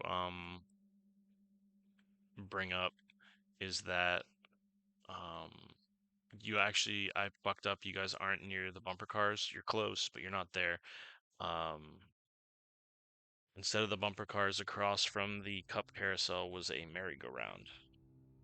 Which are we all here? I'll switch the stream back on.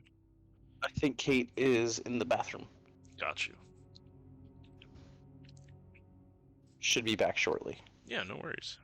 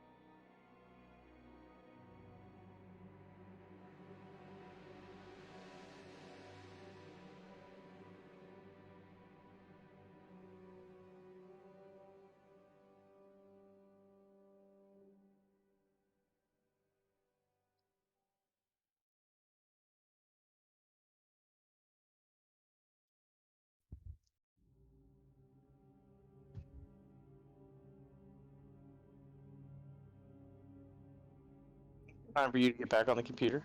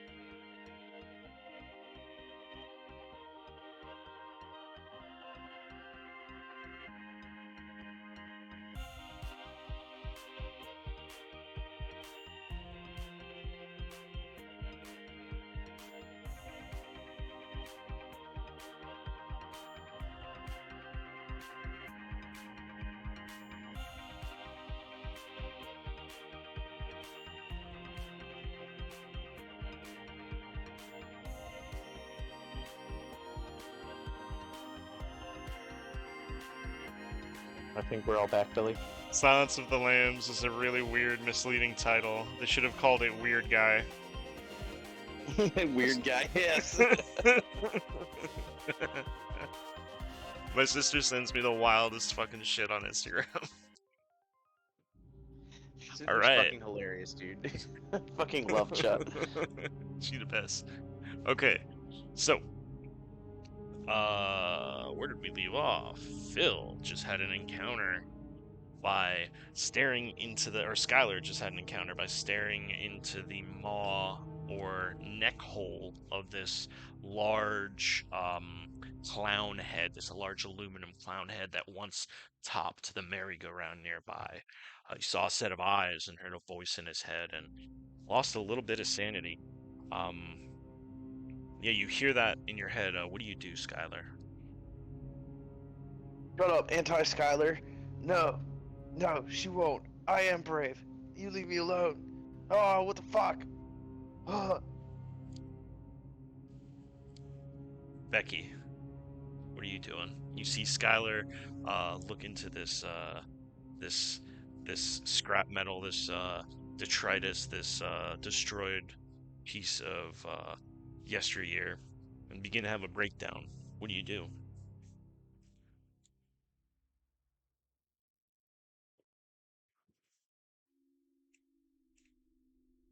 I think you're muted. You are muted. Do you have your earpiece in? Yeah, I do. I was muted. Um, so I think I would just try to grab his arm kind of like softly and just kind of like rotate him towards me, be like, "You okay?" And just pull him away from it before I and like go towards it. I just want to see if I can just get his attention. Sure. You do so. How do you respond to that, Skylar? You're not having like a true bout of madness, but you did lose a little bit of sanity there. It's something be tough to forget. Just don't look in there. There's big, scary dog. It was really freaky, and it looks injured and cornered, and probably wants to attack. Don't go in there. I know this kind of stuff. Becky, you look over, and even if Skylar, are you still holding the camera and the flashlight? Yeah. And you were filming the whole thing. Are you? If you're Yeah. pointing the flashlight in, Becky, you don't see anything in there. You see an empty clown head. You know, it's like the inside of one of those roadside attractions you would see on the highway back in the 90s, like a giant dinosaur, aluminum dinosaur type deal. This just happens to be the clown of Mr. Fun, the mascot for Funland. Again, with the eyes removed. I just look back at Skylar and I don't see anything here. But they're big, scary, glowing eyes. I mean, big, glowing eyes. And it was a nasty-looking face. Huh. Are you sure there's nothing in there? I don't see anything right now. Skylar looks back at the clown head. Yeah, this time your light does completely, you can see everything in there. It's very brightly lit. You do see that like kind of metal lattice work, but a lot less than what you saw initially. It's like you were looking into a forest of these metal rods. At this point, it's just like, a couple dozen of them holding the structure of the spherical clown head up from the inside. Must have been the way the light creature. reflected. It's possible. And with that, Becky, he calms down a little bit.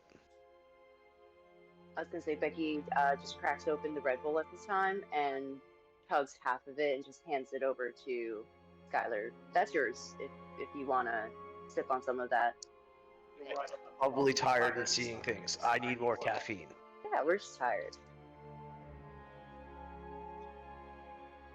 Yeah, it was a very long More drive. coffee. It was about 4 hours from your guys' hotel to this location. So you did drive quite a ways, and you flew and checked in today. So it's been a day of travel, and you kind of went straight here to check it out. So yeah, you're definitely tired. The Red Bull hits the spot. And it's the sugar-full Red Bull, not that sugar-free bullshit.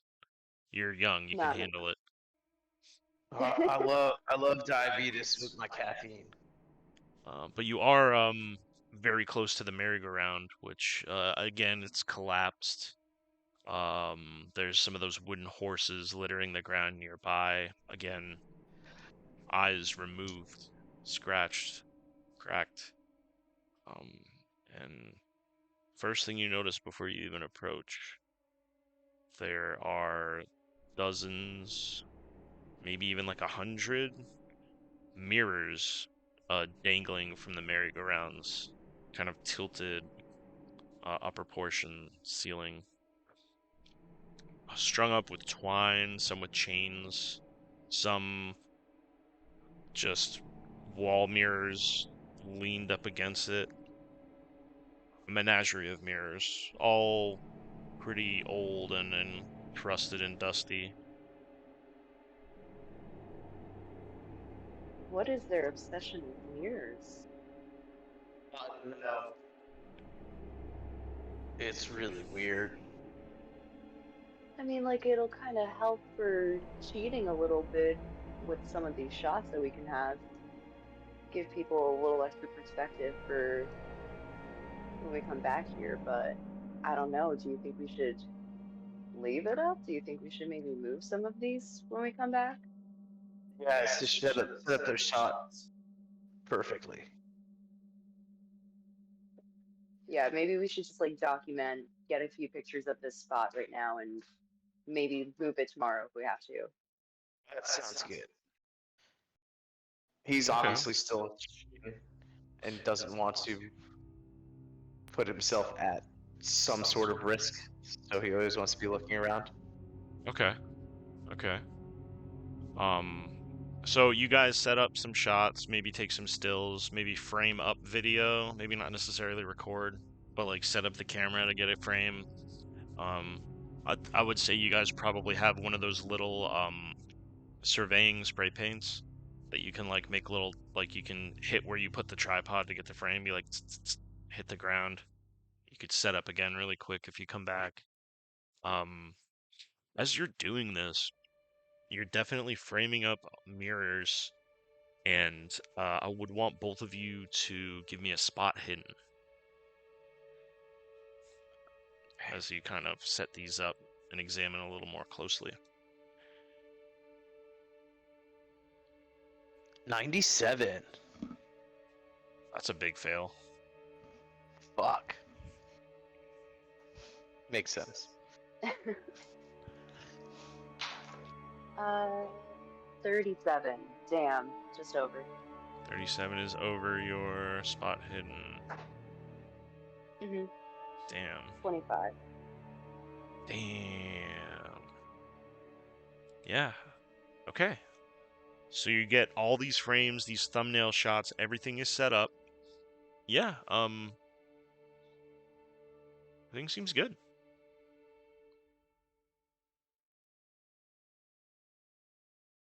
Where do you head to next? Um, Maybe we'll just go a little bit deeper into the park. Just keep going because we were. How far in would you say we are about now? You guys are probably about a third of the way to like the back of the park. Again, surrounded by this fence, although tough to see. Your visual references, which you probably have saved on your phone, are like the Google image photos, so you can see them without the internet. And yeah, you could tell basically by where you are, and it's about 30 acres, the park. You probably walked about 10 total from like the road that led here from the parking garage. Okay. Yeah, I think then at this point I think we'll just want to keep taking some shots around. Um, and now that we're like kind of, I'm thinking that the jitteriness and the high of everything, we might have our GoPros on and both of the cameras on as we're walking past the kind of creepy merry-go-round. Awesome. So more of like a high alert, yeah, recording. Awesome.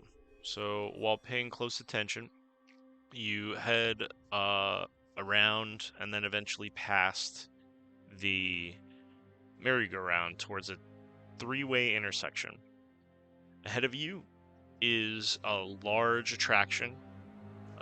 You can reference your photos, and it seems that it's Mr. Fun's House of Hilarity. So it's kind of this garishly painted building with very faded colors at this point. The facade itself is actually a giant clown face with his mouth being the entrance. Leads into what was described in the flyers as an obstacle course and a test of ability. And it's kind of that like big like balloon type lettering from the flyer you remember. Includes a crystal palace at the back of it, meaning like those fun house mirror halls. Okay. But you guys are outside. You see the clown face facade. Off to your right you can see flashing the light a couple more derelict refreshment stands, a few trees, and then a dip in the elevation to a lake. This lake is, if you inspect a little closer, it's relatively scenic. It seems like there were a lot of topiaries set up, a lot of careful landscaping that has now gone derelict, filled with weeds. This might be an area where park goers would eat lunch or take photos or just relax. And then off to your left, you just see the path kind of fade off into the mist. Past the lake, there is a set of rope bridges that lead across to the northern side of the park.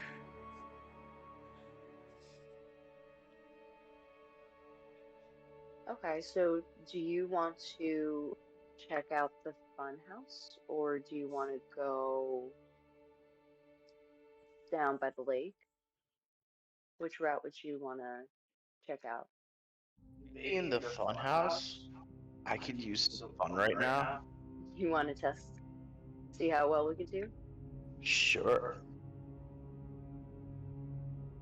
All right, so we'll just head over to the fun house then and see how well we can get through the obstacles and see how if it's working well. Because I'd assume that there might be some. I'm going to be hesitant going in, assuming that things might break or not be functioning in our favor. Yeah, I mean, based on what you've seen thus far, the entire place is extremely derelict and unattended. A lot of the buildings are moldering and collapsing even. So yeah, might not be the safest area, but you could probably find some really cool shots. This could be like maybe one of the bases, one of the HQs for the Reball game. I don't know.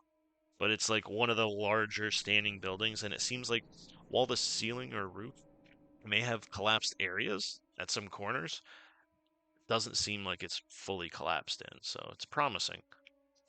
As the two of you prepare to approach the clown face entrance, is there anything you're taking out in your hands? Is there any interaction amongst yourselves before you guys head in? He just pulls out his flashlight Cool. and just gets ready to walk in. Has his phone and wait, he has the camera. Yeah. He has the camera on. Okay. Have you guys examined any of the footage that you've taken thus far? Not yet. Mm-mm. Okay. Feel free to at any time or not to. As you approach the clown face facade, yeah, the stairs are kind of this rotten wood, thick enough and seemingly, well, a talented carpenter put these together. They seem to spend more money on this building than a lot of the other outbuildings. And you enter through the clown's mouth with the bright, high lumen white light of the Surefire flashlight. It illuminates kind of like a round corridor leading down to a small pulpit, all of which is concrete with this kind of thick uh, blue and red paint painted in these stripes. A lot of it is chipped off and bubbling. And at the back of this pulpit, it's like a T intersection that says maze to the right and exit to the left. Uh, what do you do? There's not a lot of signage in here. Seems very bare.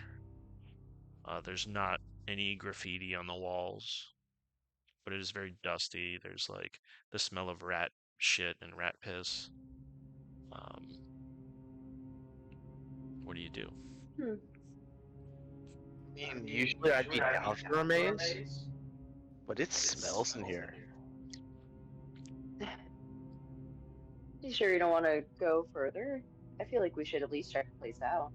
I mean, I guess the maze would be a pretty cool place to run through.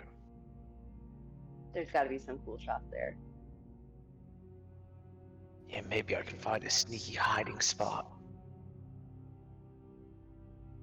I won't tell anybody about. He says that out loud, but he thought he said it in his head. Yeah, maybe that'll be something that'll happen. Just no internal thoughts. You're just like, damn, my butt itches. Okay, so you guys head towards the maze side. You take a right, and it seems behind the pulpit there's like a pile of trash. It seems like bags of chips and cans of soda. Um, very old, and faded out. Even the older packaging that you would recognize maybe from the 80s or 90s. Um, tossed back there. And it seems like this would be the area where probably one of the employees would carnival bark at the party goers and, offer to sell them tickets to the maze or head to the gift shop straight away, that type of spiel. You take a right, and this corridor again is round, and it's still this like kind of smoothed concrete with this blue and red and white striped paint with kind of polka dots here and there. Leads to kind of a foyer, like an open, relatively open area. There's a little alcove on the left and right. In the alcoves, there are some wooden benches against the walls, and there are also hooks, like for jackets and things like that. And it seems like some cubbies, maybe for people's purses or like anything they didn't want to take with them through the maze that they could pick up later. Um,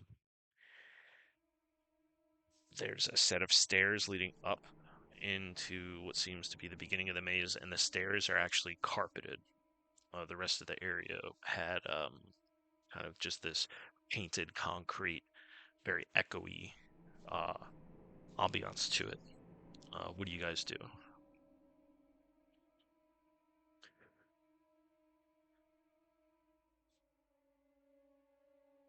Which way do Again, you want to go? again, only illuminated by this flashlight, which has an extremely long battery. So I'm not even gonna make you roll for battery life on that thing.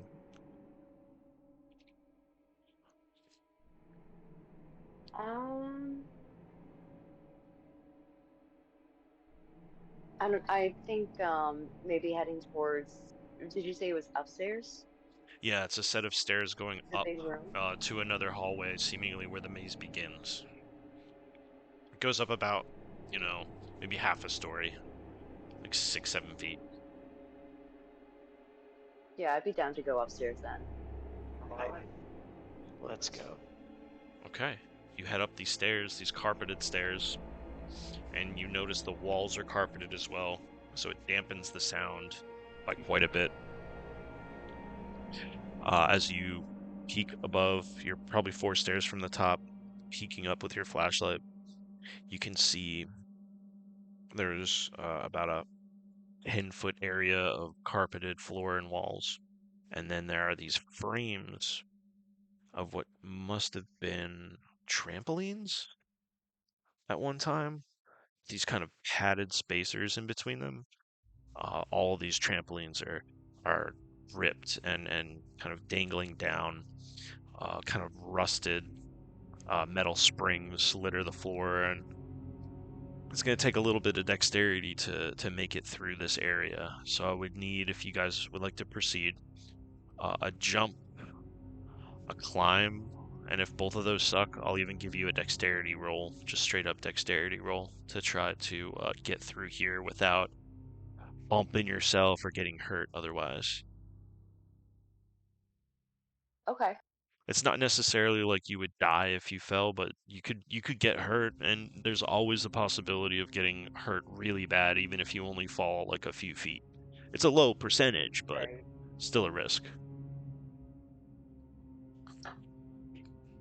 All right. I'll try for jump first then. Sure. Now check out your jump value on your sheet here. Let's see. I got a Jump 20. is only 20. Let's see your climb.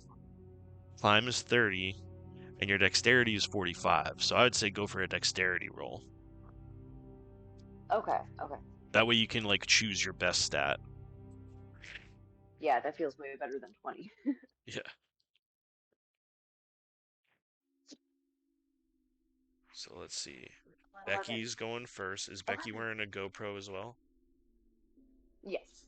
Nice. So you get this like chest POV kind of run, and what do you do? Do you kind of leap across like long jump style? Do you wall run like parkour over? So there's these sections of Hmm. about 10 feet. There's 3 of these sections, and every 10 feet there's like a padded area that was separating the trampolines where if you fell there it wouldn't hurt. Kind of like an area that you could jump to.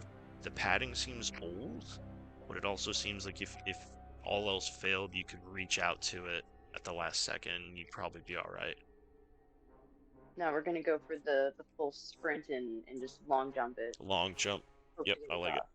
So knees come up halfway through the jump at the peak, and then feet kick out on the down, and you land with an 11. I'm going to get you all the way across. You do that 2 more times, and you're across. So, Sweet. Skylar, are you following?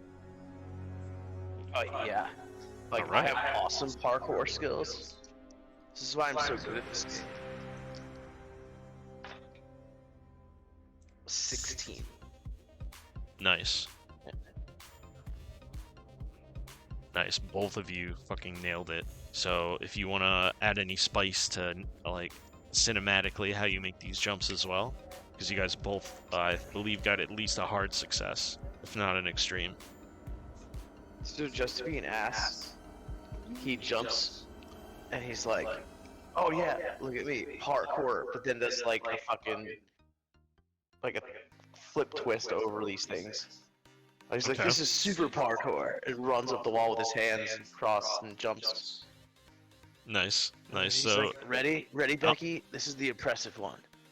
And he just like does that aerial barrel roll over the next one yep, and lands on his feet right next to her. I love it. Becky, are you impressed? You kind of nailed it too, but he wasn't. You weren't like peacocking. You did it the most efficient way, just like pop, pop, pop. No, I'm gonna give him like a little clap, a little louder than a golf clap. Nice. I know, I'm awesome. So at this next landing, it seems the next obstacle in this obstacle course is a pair of tubular, seemingly steel slides that, from your vantage, even looking up and over them with the flashlight, there's a space of about 4 feet from the slides to the ceiling that follows the direction of the slides. And the slides seem to go down at about a 30-degree angle for about 15 feet and then curve off to the right out of sight.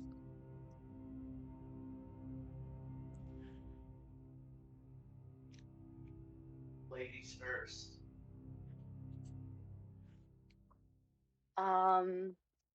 Let's see. I have the GoPro on. I have my light. Do we need anything? No, I think I'm good. Going down. All right. So, let me double check. All right. So, you are going down the slide. Uh, feet first, I would assume. Mhm. Okay. Just making sure we're not being fully reckless. You Yeah, I gotta protect the equipment. you do load the equipment on top of you and kind of like hold it to yourself so as to have it not snag anything or rattle around inside the slide.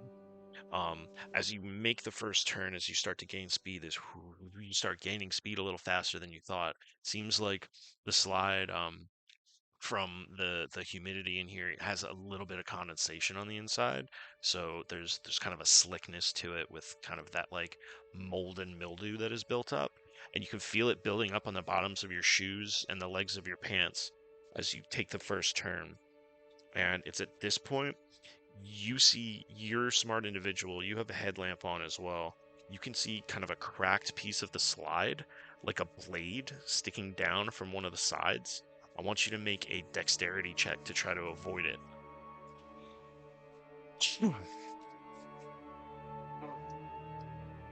Dude, no, that's not cool. This could hurt. Whew, 24. 24.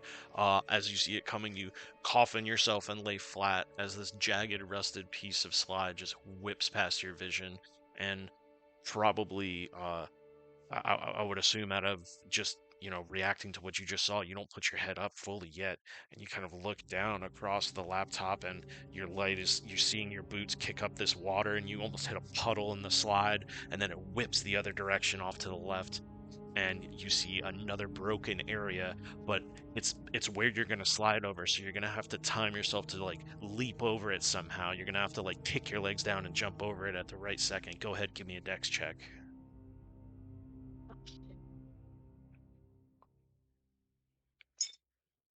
29.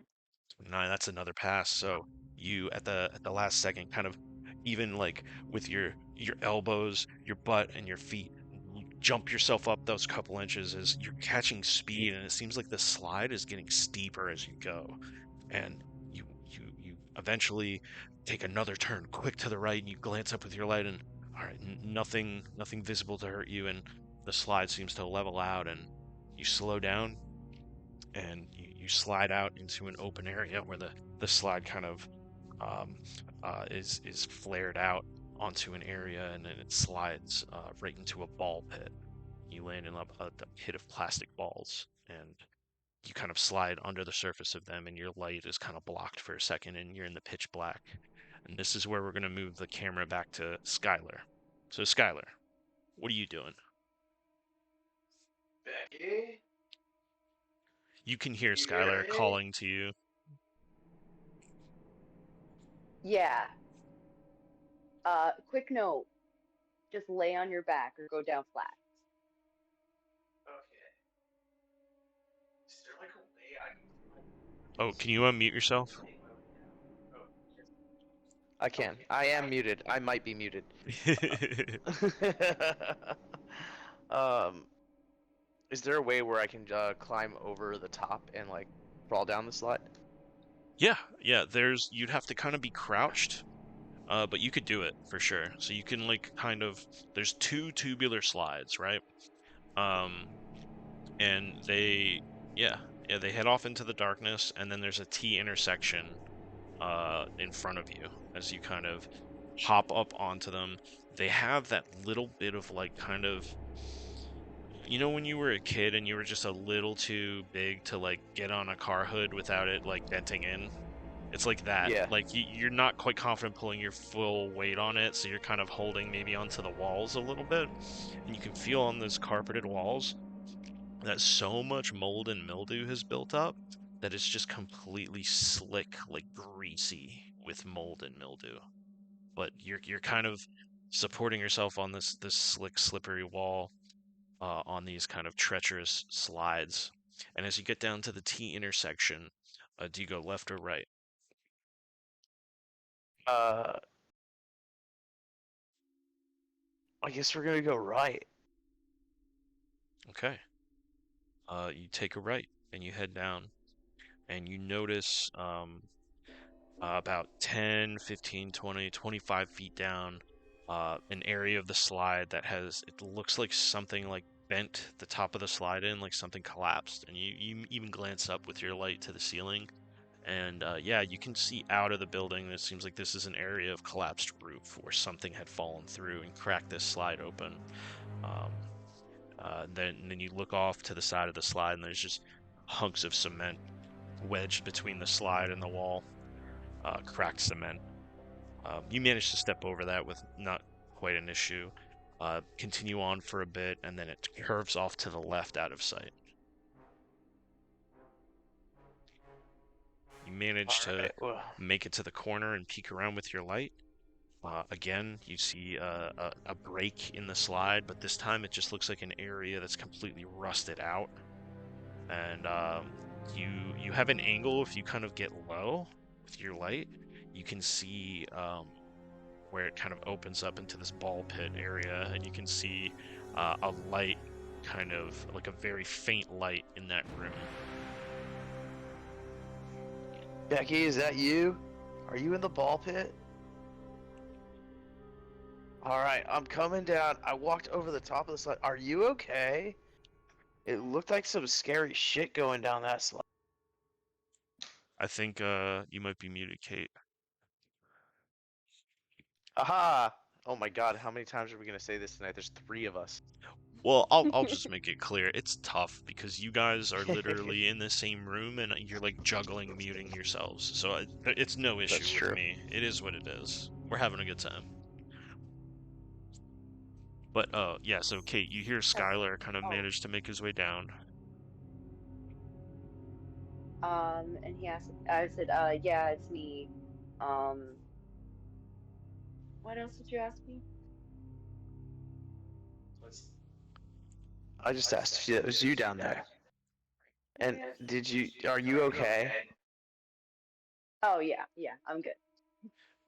Kate, can you give me a listen check? You have a value of 30 Yeah, in I have listen.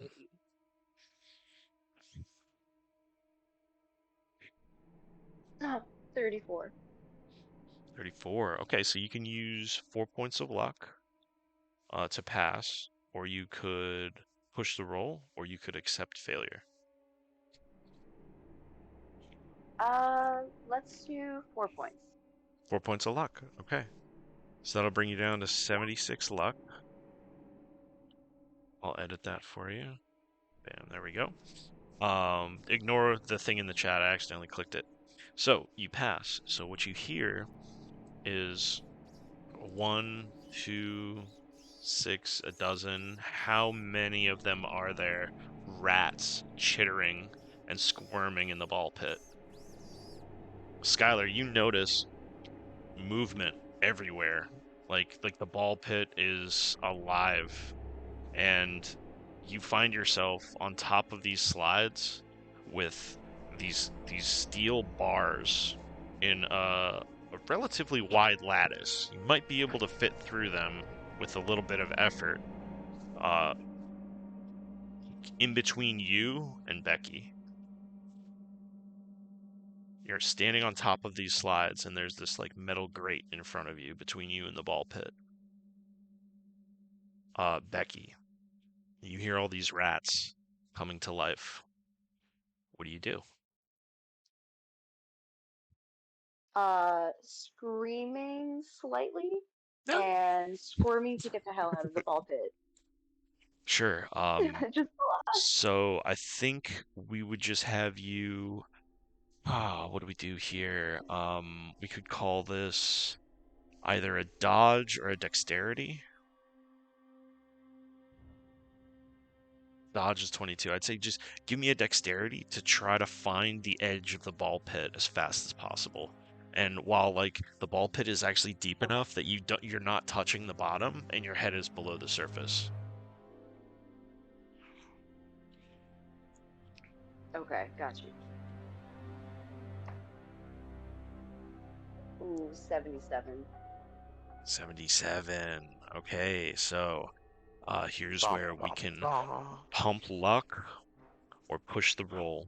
So as you kind of like swimming with efficiency at first, and then when you feel one of the rats like nip at your pinky on one of your hands, it's just that split second of like flail swimming, and you forget like up and down, and you're not underwater. There's no bubble effect to realize where you are in this ball pit. This is going to be you if you decide to push, just trying to center yourself as much as you can and use logic your way out of this. So if you want, you could push it, or you could spend luck. You have a decent amount of luck. I'll tell you that. I do, but that's kind of chunky, isn't it? About 30 points or so. Yeah. Hmm. It's like when a fish brushes your foot in the ocean and you freak the fuck out for a second. Just like, monsters are real. No, they are my nightmares. I'm sorry. If it's a phobia of yours, if this is too fucked up, you can tell me that. That's No, the fish I'm just are. saying, if any of this shit is like hitting too close to home, you just tell me. Either of you. Will do. Call that the X card. I'm debating if I want to push it, but I don't know if I want those consequences. I'm already surrounded by freaking rats right now. Yeah, we're gonna do it. We're gonna push it. I'm gonna push the roll. Okay, as you try to center yourself Mhm. and just find some point of reference, be it the floor, the wall, anything. Go ahead and give me another dexterity check. My luck is really good. 77. Twice. Damn. All right. So, yeah, you don't manage to find a point of reference, and you don't know whether your head is facing the top of the ball pit or the bottom, as about 6 or 7 rats manage to come into your eye line, and you're kind of pushing the ball pits away from the headlamp so you can see, and then they collapse back in, and you're just seeing these little orange beady eyes as one of them gets inside your hoodie. So let's take our camera back to Skylar. Skylar, this braided metal that you could probably fit through, but you might have to leave some of your stuff behind to do it fast. uh, or you could try to force it to make a wider hole. There's a few things you could try to do here. You also remember there's a way to get into the slide a little ways up behind you. What are you doing? Becky, are you okay? It looks like there's a lot of rats down there. It And it I just hear it her like screaming.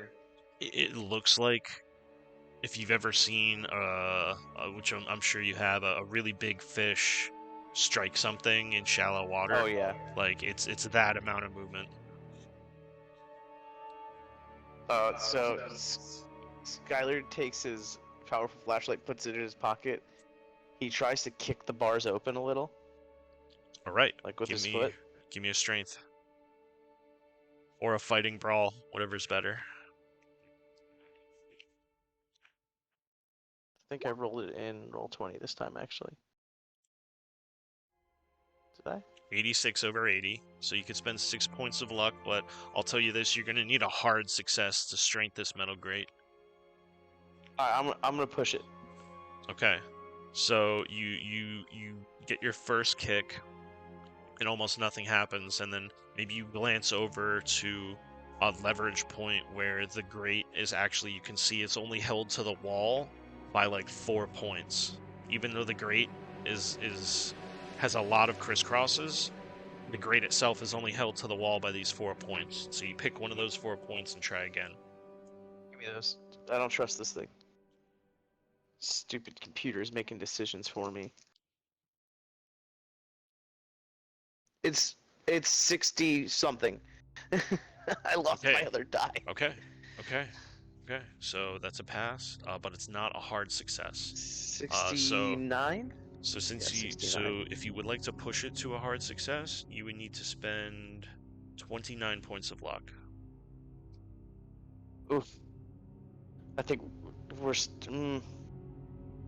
Also, if your luck pool is at 35, I think you actually had 70 when we started. So think of your pool being 70. okay, then Yeah, because you used a lot of luck when we played. I remember we that. played Murder House. Yes, yes, Or Murder Shack, I should say. yeah. So think of your pool as 70. I'll actually change it to 70 right now. Okay. Yeah, I I think I gave you I'm guys gonna luck use the because I luck. was trying to fuck with you really bad on the last one. Yeah. I am Okay. I'm going to use my 29 points to push a hard success. Luck on a pushed roll. I like it. So we've done now. I'll let the chat tear me apart if I have this rule wrong. I think this works for the narrative. You push the luck, or you push the roll and then use luck to turn it into a hard success, and you hit a low load bearing point of this grate and manage to crack. It doesn't go that far into the cement, and there's that little like pyramid of cement on it as you lean down, maybe even with the flashlight in your teeth with both hands. Be right there, babe. You push the bottom of it and just bend the bottom left corner up, and you can fit through and find and help Becky as soon as possible. So he runs straight through. He's like, "Oh, I'm coming, Becky. Don't you worry." She's Oh man, somewhere. my hair's gonna She's get messed up. somewhere in the pile. She is wearing a headlamp, so from where you are now, you have a general idea of where she is. But once you're in there, visibility is going to be nil.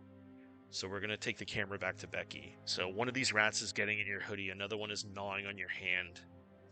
Go ahead and give me, I would say, an intelligence roll to truly center yourself and figure out how figure out where you are in the pit from your past movement and go backwards from there. So intelligence, you have a value of 80.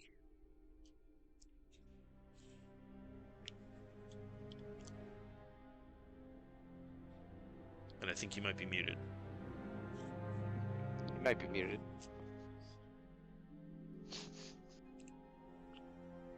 I was. 31. All right. It's a pass. So, in all this chaos, as you're mixed up, you just backtrack, ignoring the pain of the bites, ignoring the panic it's going to be to get that goddamn rat out of your clothing. Once you get out of here, you realize your first goal has to be to get out of here. You move backwards in sequence. Find yourself head above the surface of the ball pit, about 8 feet from the edge, where there's a foyer and a fire exit. You also see Skylar standing on top of the slides, having busted through the metal grate, holding his flashlight. So the two of you can act in tandem now. What's going on? What are we doing? Babe, can you hear me? Yeah.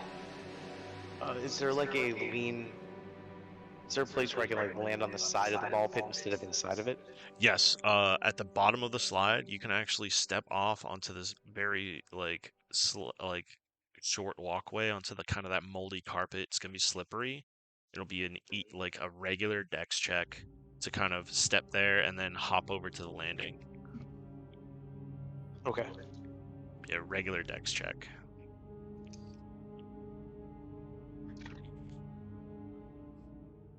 Ooh, 56. Over. Just enough.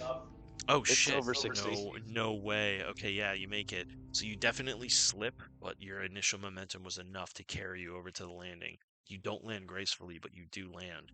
Becky, you take 3 hit points of damage as these. I'll mark that for you. Don't worry about it. But you start to bleed a little bit from your hands, and you also feel the rat is kind of in the back of your hoodie by the hood, and its head is like poked through, and it's like biting the bottom of your hairline, like the back of your neck, and you feel some blood starting to flow there. Ooh. Yeah, I hate that, right? It's the worst. I just got bit by a freaking rat. Oh. Hang on, I'm gonna put my arm in the ball pit. Come to it. Yeah, And he like takes his surefire or flashlight, whatever. I can't say that. And he puts it into the ball pit, like trying to flash it. oh, okay. So you have it on flicker mode? Yeah. Okay, cool. As like a distraction, maybe you even lay it down on the edge of the landing and like put it on flicker. Yeah. Okay, so it draws the attention. Let me roll a fucking. These things are really stupid, but I want to roll dice. Yeah, no way. Oh my god. Wait. There's no way a rat has 10 intelligence. I rolled a 9. There's no way. It has like a 1 intelligence. That it still fails. Fuck that. They're distracted. As the two of you with no rolls necessary, between the two of you, you're able to get out of the pit, and then the rats are like not actively, they're kind of really distracted by your light, but they're starting to swarm around it and kind of like almost run in like a circle sprinting around the light and like kind of freaking out. There are definitely hundreds of these rats, and they are in between you and the light, and behind you is a fire exit, and there's also another pathway that leads to the mirror house. Oh, look, Becky, they're having a rave. How do you know that they're not having a circle pit? Flashing lights, Becky. It's a rave. I'll let you know. God, I think that one's a little drug dealer. Look, he just sold that one. He just sold that one drugs. Yeah, one of the rats has Minecraft sunglasses on. Yes. Oh man. So you've successfully distracted the rats. It may be maybe a little tough to grab your flashlight, but no roll needed. You run over and grab it. What's the decision? You can leave it and keep them distracted for now if you like.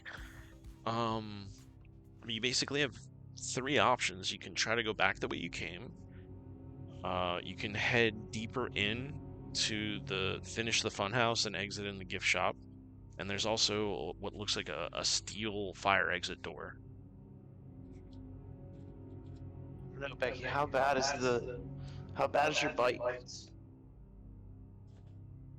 I put my hand on the back of my head, see the blood, and it hurts, but it's not that bad. Why don't you grab the light and we can head deeper into it? I'm not too worried now that we're away from them a little, at least. They're not attacking me. Are you sure? I should have gone first, babe. I was just trying to be a dick. And I was a dick. I thought you were trying to be a gentleman.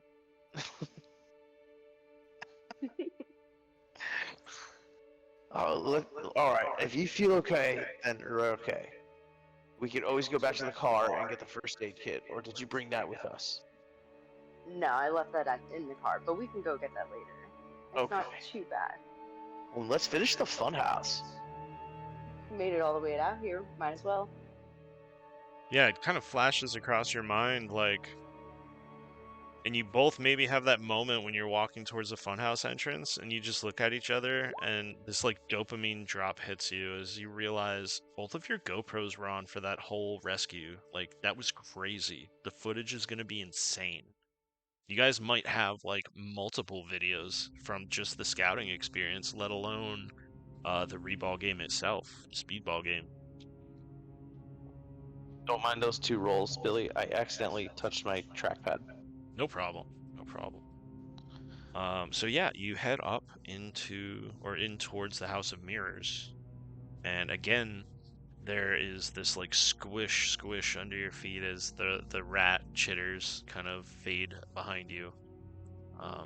Yeah, we'll just say you retrieved your flashlight, maybe threw some beef jerky in the ball pit, and they freaked out. And Yeah. there's another one of these foyers with a set of cubbies, a bench, and a pulpit, like just literally a concrete slab coming out of the ground.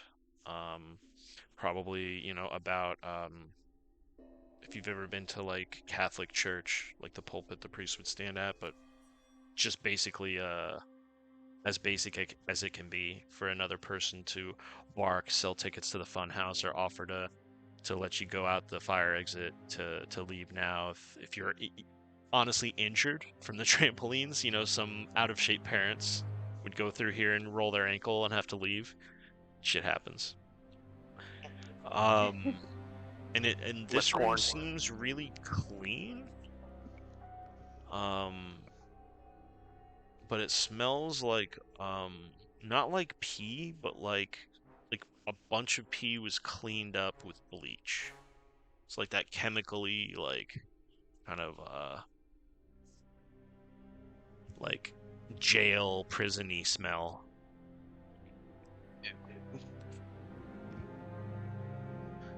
It smells worse than the boys' locker room in high school in here. That's a perfect description. Yeah. Freshman gym class locker room.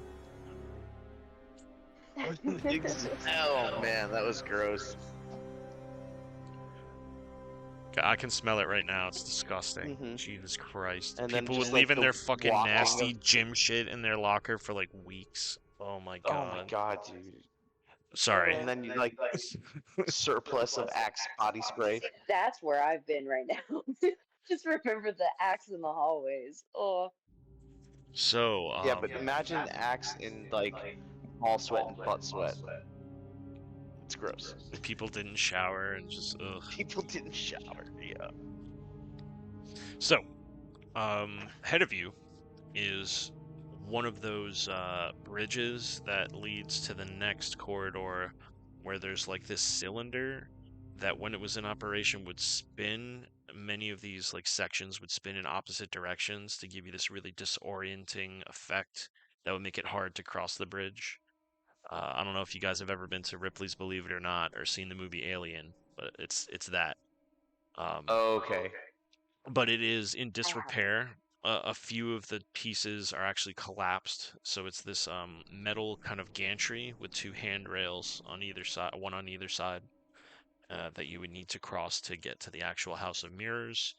Um, you know, it looks cool. It's going to set up nice for the video, but at the moment, there's nothing hindering you from crossing.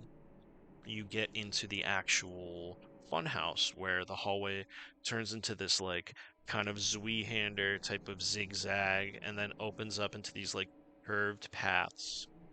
And rather than painted concrete walls, you've got these smudged, mildewed, faded, and scratched panes of glass and mirrors uh, all over the place, and and the path turns into a T intersection. And as you head in, do you guys go left or right?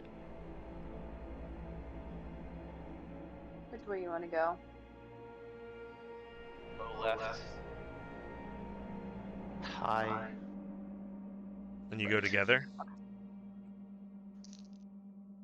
Yeah, we're probably gonna go the same. Okay. So we're high. We're gonna go right. Okay. Okay. So you make a right, and again you turn, and your flashlight just meets a mirror, and it's blinding for a second. Maybe cover your eyes and point the light towards the ground for gain your Oh footing. man, I just flashbanged myself. Go ahead Oh. and give me a spot hidden, the two of you.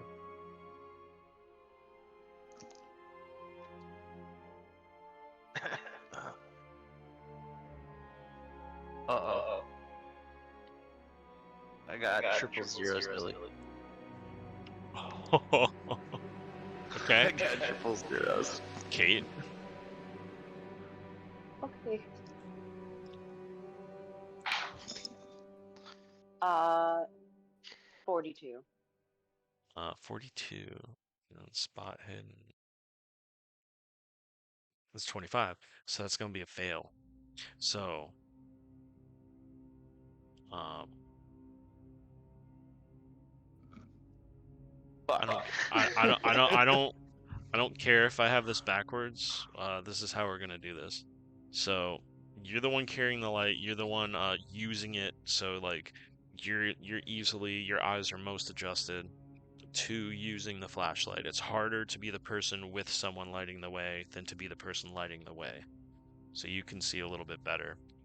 As your flashlight crosses across this mirror and it flashes back in your eyes, you aim it down and aim it back up, maybe towards the bottom of the mirror, and you see not a reflection, you see a form, a shape, this gray and white kind of pustulous molding entity, kind of with this like Silent Hill-esque like backwards joints, standing awkwardly and twitching quickly out of frame rate, not quite correct, and it makes eye contact with you, and its hands slide out of the mirror and grab the frame as it begins to step through the frame towards you.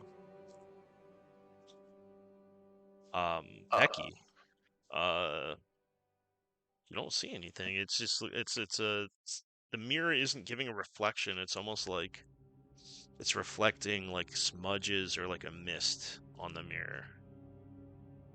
But I can like kind of notice something different.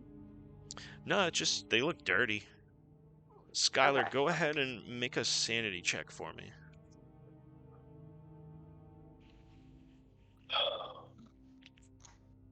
You got to.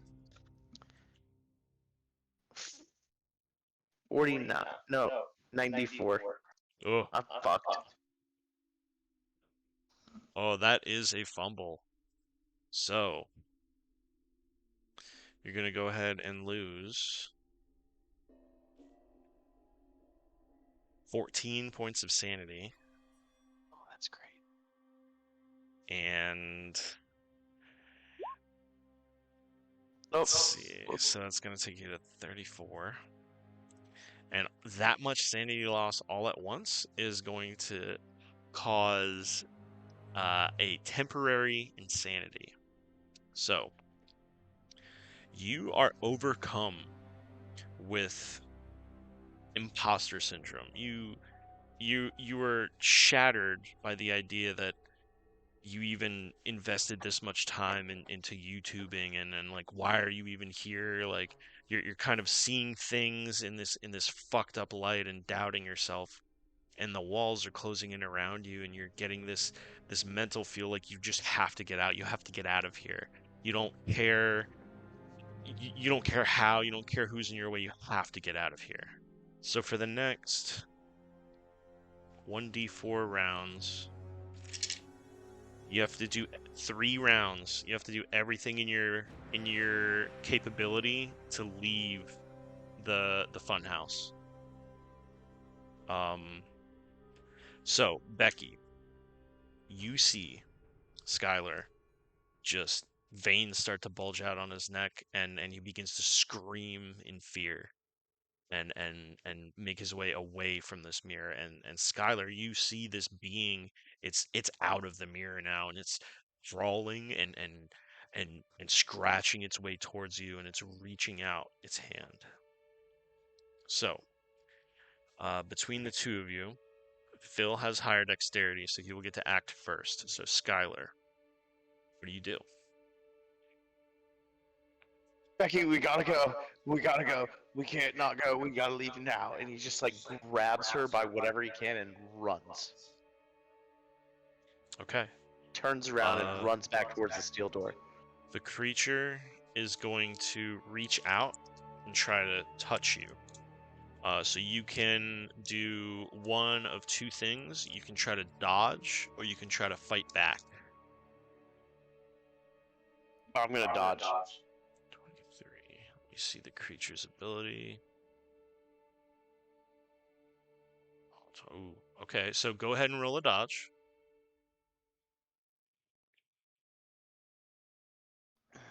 58. 58, and you have a 30. So you can push the roll with worse consequences on a fail, or you can use luck to pass, or this creature is going to get a hand on you.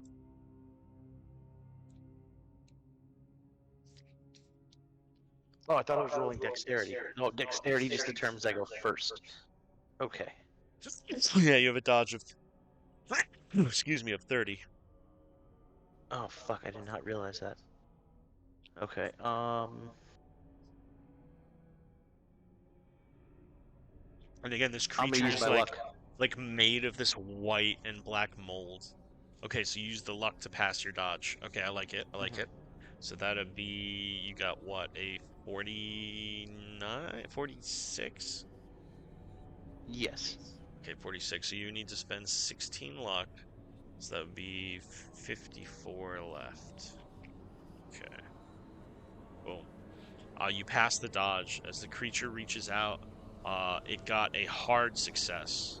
So you would actually need to spend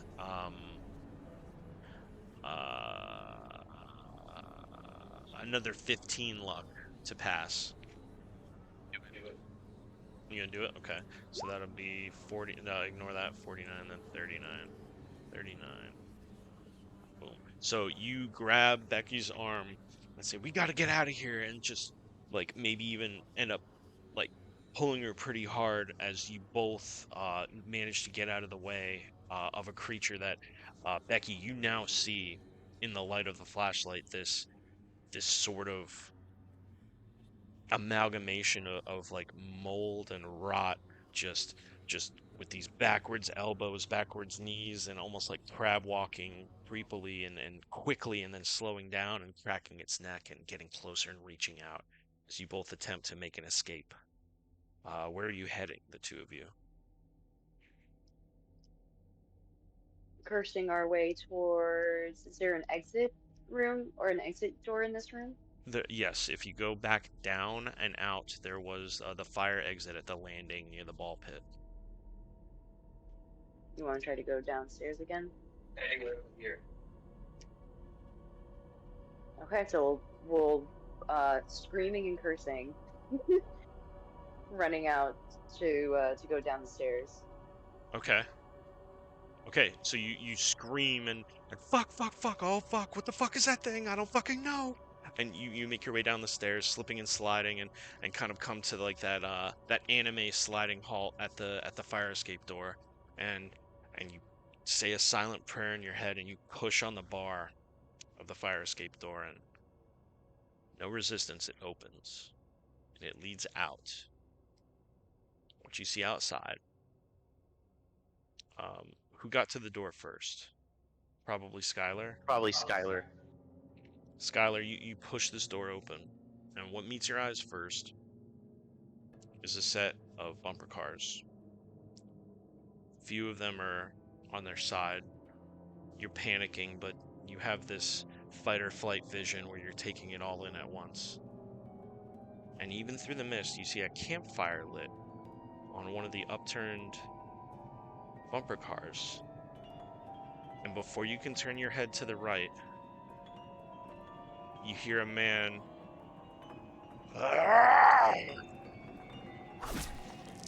and a piece of rebar is buried in your chest as you turn to the right and see a man in a brown bomber jacket with a scraggly beard and a gold tooth grimacing in your face. And that's where we'll end tonight's session. Fuck. Like, I'm dying, bro. Fuck, This is awesome, dude. That was fun. that was a lot of fun. I'm terrified of these creatures right now. Well, I guess we could also have Becky's perspective. You're being pulled and dragged by Skylar in this frantic way, and you're also making your escape. You don't know what that thing was. You saw it too, and you may have even broken your arm away just so you can have your full wits and be able to dodge as need be. And you shove Skylar through the door, and a piece of rebar comes through the back of his clothing, and just this red stain starts to spread across his hoodie. Dude, just full stomach drop. I don't have guts inside me anymore. They're gone. I mean, I don't, it's going to be such a reactive moment. I'm trying to think about it as Becky and not as Young Dab. Yeah, Young Dad would be like, "All right, I rage. Yeah, Damn, immediately. All Chops right, this guy's head off. damn, we got a chatter that wants us to play longer. Norphil, I want to play longer too, but I mean, I don't want to keep them crazy late. You know what I mean, Norphil? Love you, buddy, but I need to get up early. I gotta get back into routine. I Yeah, and I know. feel like I wish that's a we could great stay later. cliffhanger, Dude, that was a and then hell of a That's cliffhanger too. Yeah. perfect. we can hop right back to that moment on Monday. Hell yeah. Awesome. Well, just to close this up, well, let's do our little personal outros, and then I'll thank what sources we used for today. Uh, myself, I am Billy, aka Doric, aka Holden, aka Figieri, from the Monday Night Balladeers, and I was the keeper of arcane secrets this evening, running a Call of Cthulhu one shot. for our Halloween special, we're gonna have probably a 2 or 3 parter for this one. We may bring on some more members of the Monday Night Balladeers, but let's hear from our 2 players tonight, who consisted of Skylar and Becky. Skylar and Becky, who are you, and who do you pilot normally on our D&D podcast? Hi, my name's Phil. They call me Skillful Footy. I pilot Fetha and Peepop. So this was a nice little change from that. And I'm Caitlin. I pilot Young Jab, uh, and this was really different and cool to play tonight. Yeah, well, I appreciate you guys indulging me, and I love having people play the Call of Cthulhu system who haven't maybe necessarily tried it yet. It's fucking fun, and it does lead to a lot more like RP, and combat is different. I wouldn't say it's not viable, but it's different in this game. Like a lot of the stuff is more playing into the tropes of like horror movies and stuff like that, and I'm a big fan of it. Again, thank you guys so much for listening. Let me credit what we used tonight. Okay, so You have we to had credit my dad. we have to credit first of all Skylar's dad, uh, and we also want to credit our photos, or the photographers of the photos we used today. We used photos by Shapeline. We used a photo by Tahiro Achub. We used a photo by Annie Spratt, Christopher Windus, Paul Wagner, and Jason Blackeye. We were running this on Roll20. Our sound was provided by Sirenscape. We did our VoIP on Discord and we streamed through Streamlabs OBS. All of our duty free and DMCA proof photography was brought to us by Unsplash Photography. I'd like to thank Stygian Fox and Chaosium for publishing the collection of scenarios known as Fear's Sharp Little Needles. This particular one shot is called Unland, and we will see you next Monday for episode 2 to find out the fate of Skylar and Becky in the abandoned amusement park.